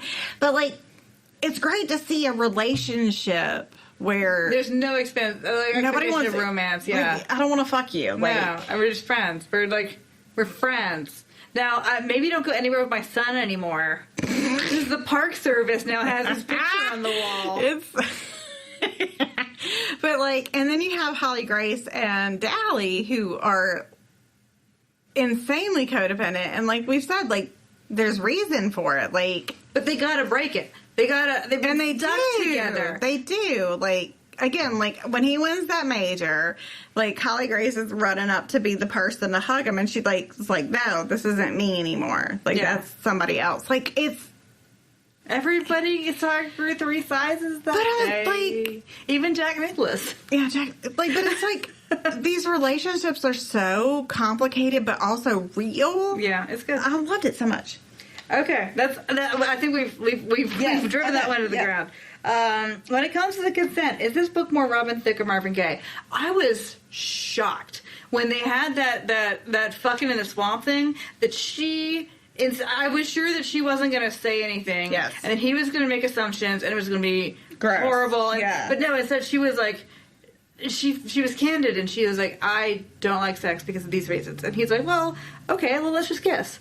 But then he's like, I'm not going to tell you what we're going to do because I know you're going to fucking overthink it. And she's like, I don't feel comfortable with that. But she gets real comfortable with it real quick. Aside from things that are put in the book for trauma reasons. Yeah. The real sex in this book is consensual. Yeah. And it's very... Like, it's explicitly consensual. Yes. Like, there is, like... They walk it back a second, and then they walk it forward. Is this okay if I do this? Yeah. Like, For especially a book from 1989, this is the consent in this book is very, very good. Yeah. Okay, how badly are you judging your mama for reading this book? Oh, I'd be happy if my mama read this book. I know, like, it's so... Again... Then, my Granny Shepard did use that N-word. Yeah. I think it's us to our next one. So... Yeah, so I mean, yeah, this is, yes, it has all those content warnings, but Yeah. like everything that we talked about with emotional intelligence and consent and all this, no, good, yes. So would ScarJo be in the movie? Well, everybody's white. Well, okay.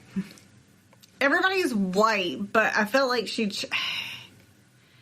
does that thing. This is like, she does that thing where like everybody in this is white, but we throw in side characters to let us know that these are, modern, like, so, oh God, what was the marketing lady? Her name is Naomi. She was married to a Japanese American. A Japanese American mathematician. Oh, yeah. And then, so there are people of color exist in this universe. Yes, they never saw it. But we don't, like, they don't have stories. Time. Like, but we have them. And there's some kind of gross stuff, like, okay, so, what's her name? Holly is, she's in a TV show now. Yeah. And it's kind of like I guess like a private eye or a cop show or something like that. And they give the synopsis for one of the episodes. It was like super gross. That like the bad guy was, well, they said transvestite, but they obviously mentioned gender person because like she shoots him misgendered in the implants at the end of it. Like, oh girl, that did not. Yeah, and like, so it is a book for 1989. And then like, there's a part where like Sarah the humor does not age well. Sarah mentions earlier like Elliot Gould and Holly Grace like arguing, and she's trying to be like, I hate this, I hate that, and he's like, I know you don't because you dated that football player, and like, I'm a racist. No, you're not. You dated that football player. He was real light-skinned and voted Republican. Like, yeah, like, I was like... That was actually much funnier than the... Yeah, like, it was...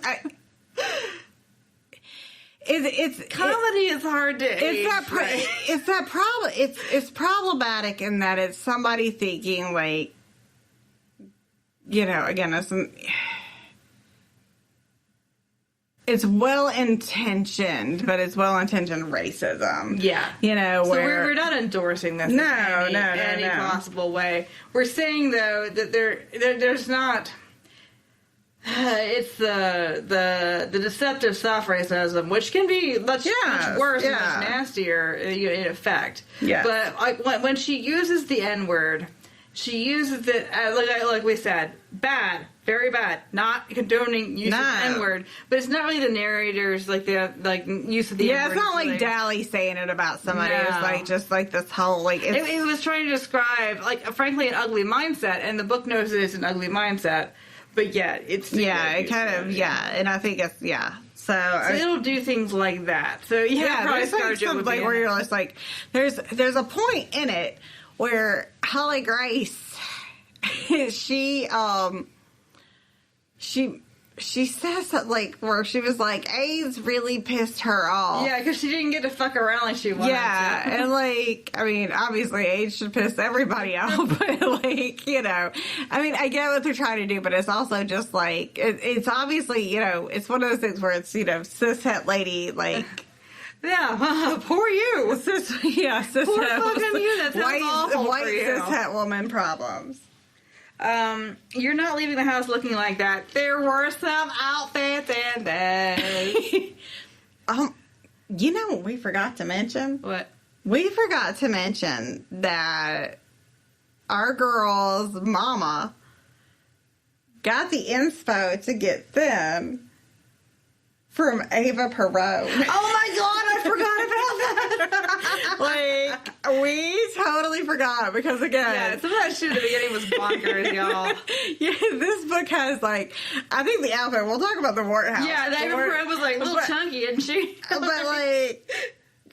So, again, Francesca's mom... Chloe was, like... puppy fat. Like, she's just a 13-year-old. But her mom was like a famous fashion designer. She's like, I can't deal with you. But she met Eva Peron, and Eva Peron was like, she's gonna be beautiful one day. Once she gets like, I'm slim fast. And then, like, what's amazing is, like, she's like, I love this woman more than anything. And her mom's like, oh, yeah. She's trash. Yeah, Nazi she's trash. Like, Nazi trash. Like, Argentinians. Like, where all the Nazis went, right? So I forgot. Oh that. my god, that was amazing. But yeah, there's a lot of Yeah, of course there's a lot of outfits. And they are 80s fabulous. Like there's one where, okay, so Holly Grace, this stuck to my mind. She was wearing a designer sweatsuit tucked into her tooled leather Italian boots. Oh my god. Oh my god. There's what all of these books have like. I want to make again another chart. Is the what is the best about all these books that deal with luxury? Is that all of these bitches wear joy? Yep. like it's always when you're getting fucked on the joy. You gotta wear the joy. fur salon at Harrods. You gotta wear joy. You gotta wear joy. But I did enjoy that Francesca. Oh no, the semi hookers wear taboo. Oh God, taboo. So I did love that Francesca still loved clothes, because she wears this one outfit that's it's like a cashmere sweater, but it's got an applique of a puppy dog on it. Oh, that her kid, yeah, but he loved it. Yeah, but it is tacky as shit. Oh, it's so tacky. But the number one outfit of this is obviously what she wears to the Schmasters, right? Yeah, Yeah, and it is okay, so it's red. And it's like jersey, so it's knit. It's very I feel like it's like fitting. the Donna K. I feel like, you know what, I thought it was I felt like it was the Diane von Furstenberg, faux wrap dress, I was thinking about it, not like that. I was thinking about it like that kind of tube dress. It has a polka dot ruffle at the bottom. It does. It is the most 80s thing you could ever imagine in your life. And it's her whole, bejizness out.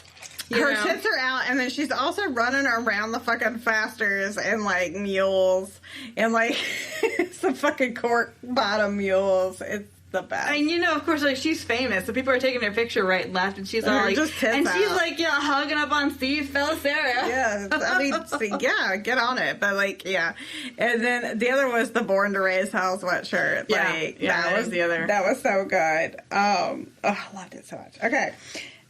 Would your 12-year-old self have dog-eared any pages? I was surprised there wasn't more sex in this book. There's sex in this book, and especially that scene on the trunk of the car was hot as shit. It's a sexy book, but it's There's not. finger banging in that. Yeah, but it's not a porny book. It's sexy though. It needs more. Yeah, I was wanting more. I was like. Yeah, a little one more solid scene I think would have been good. One more good meaty. meaty. I need to know about Dally's dick. One more veiny. I want to know about Dally's dick. Yeah, we didn't get enough about Dally's dick. And he's the kind of guy who's always wearing them tight jeans. Oh my god, he's in those tight jeans and a t-shirt. And she, oh my god, when she makes it in television, her lingerie.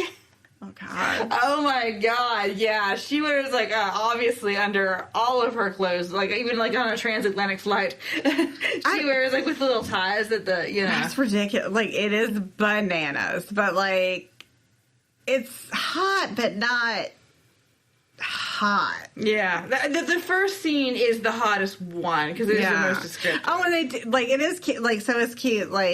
After they get married, they're just, he's got his house in Texas, and basically they've got to be somewhere. She drives them out to the swamp, and at first I was like, are they gonna go get those 4-carat earrings that she just threw away?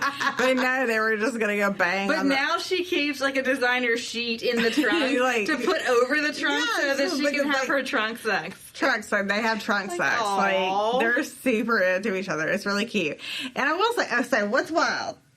Because, okay, I read a lot of her books, and I think what's interesting is, Dally and Francesca always show up.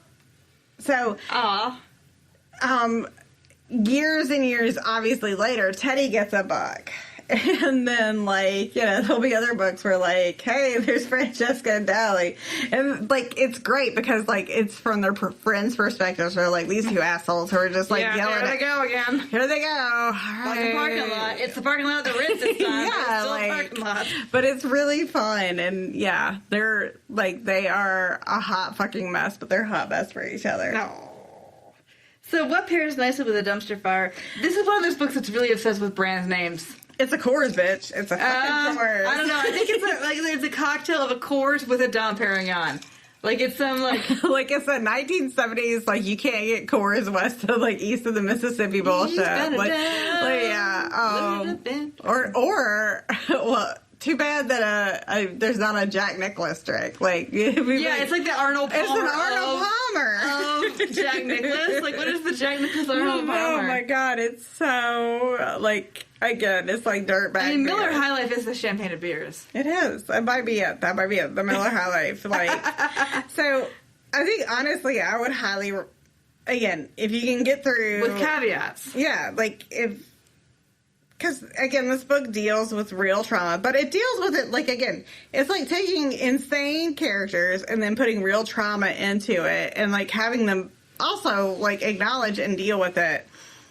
I don't know. Yeah, it's like the people, if the people in The Bride, like, that kind of, like, up to 11 all the time, if they had actual problems. Like, if they talk, instead of being like, well, you can put your portrait in the basement. Yeah, like, if they were like, my baby died, and I haven't gotten past that in my life, and like, well, guess what? My mother never got over being fat as a child. It's amazing. Like, I really like this book. I had to sit on Aristotle and Narcissus' lap as a child and I've never quite gotten over it.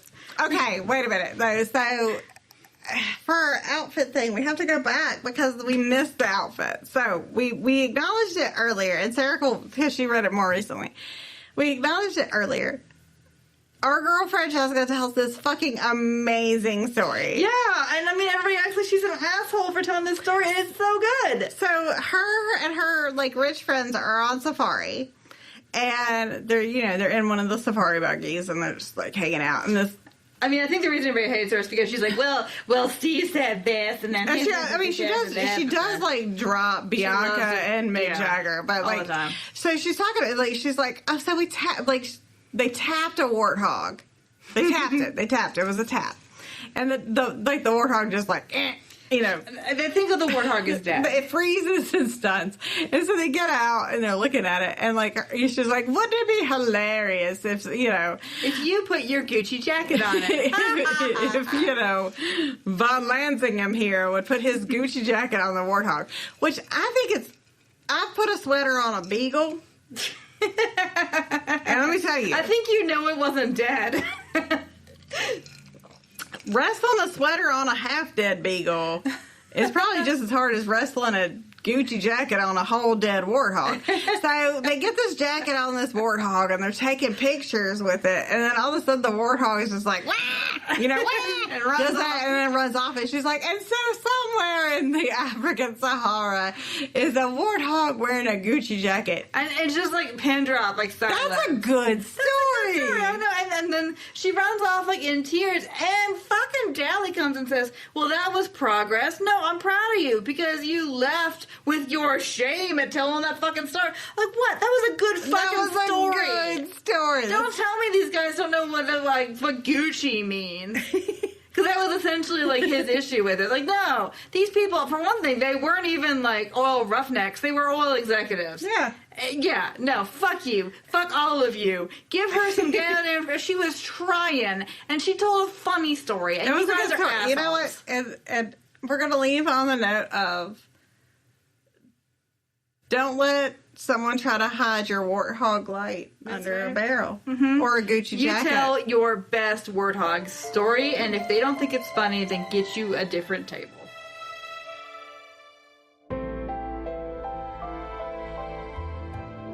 Tipplers is part of the Frolic Network. Find more podcasts you'll love at frolic.media/podcasts.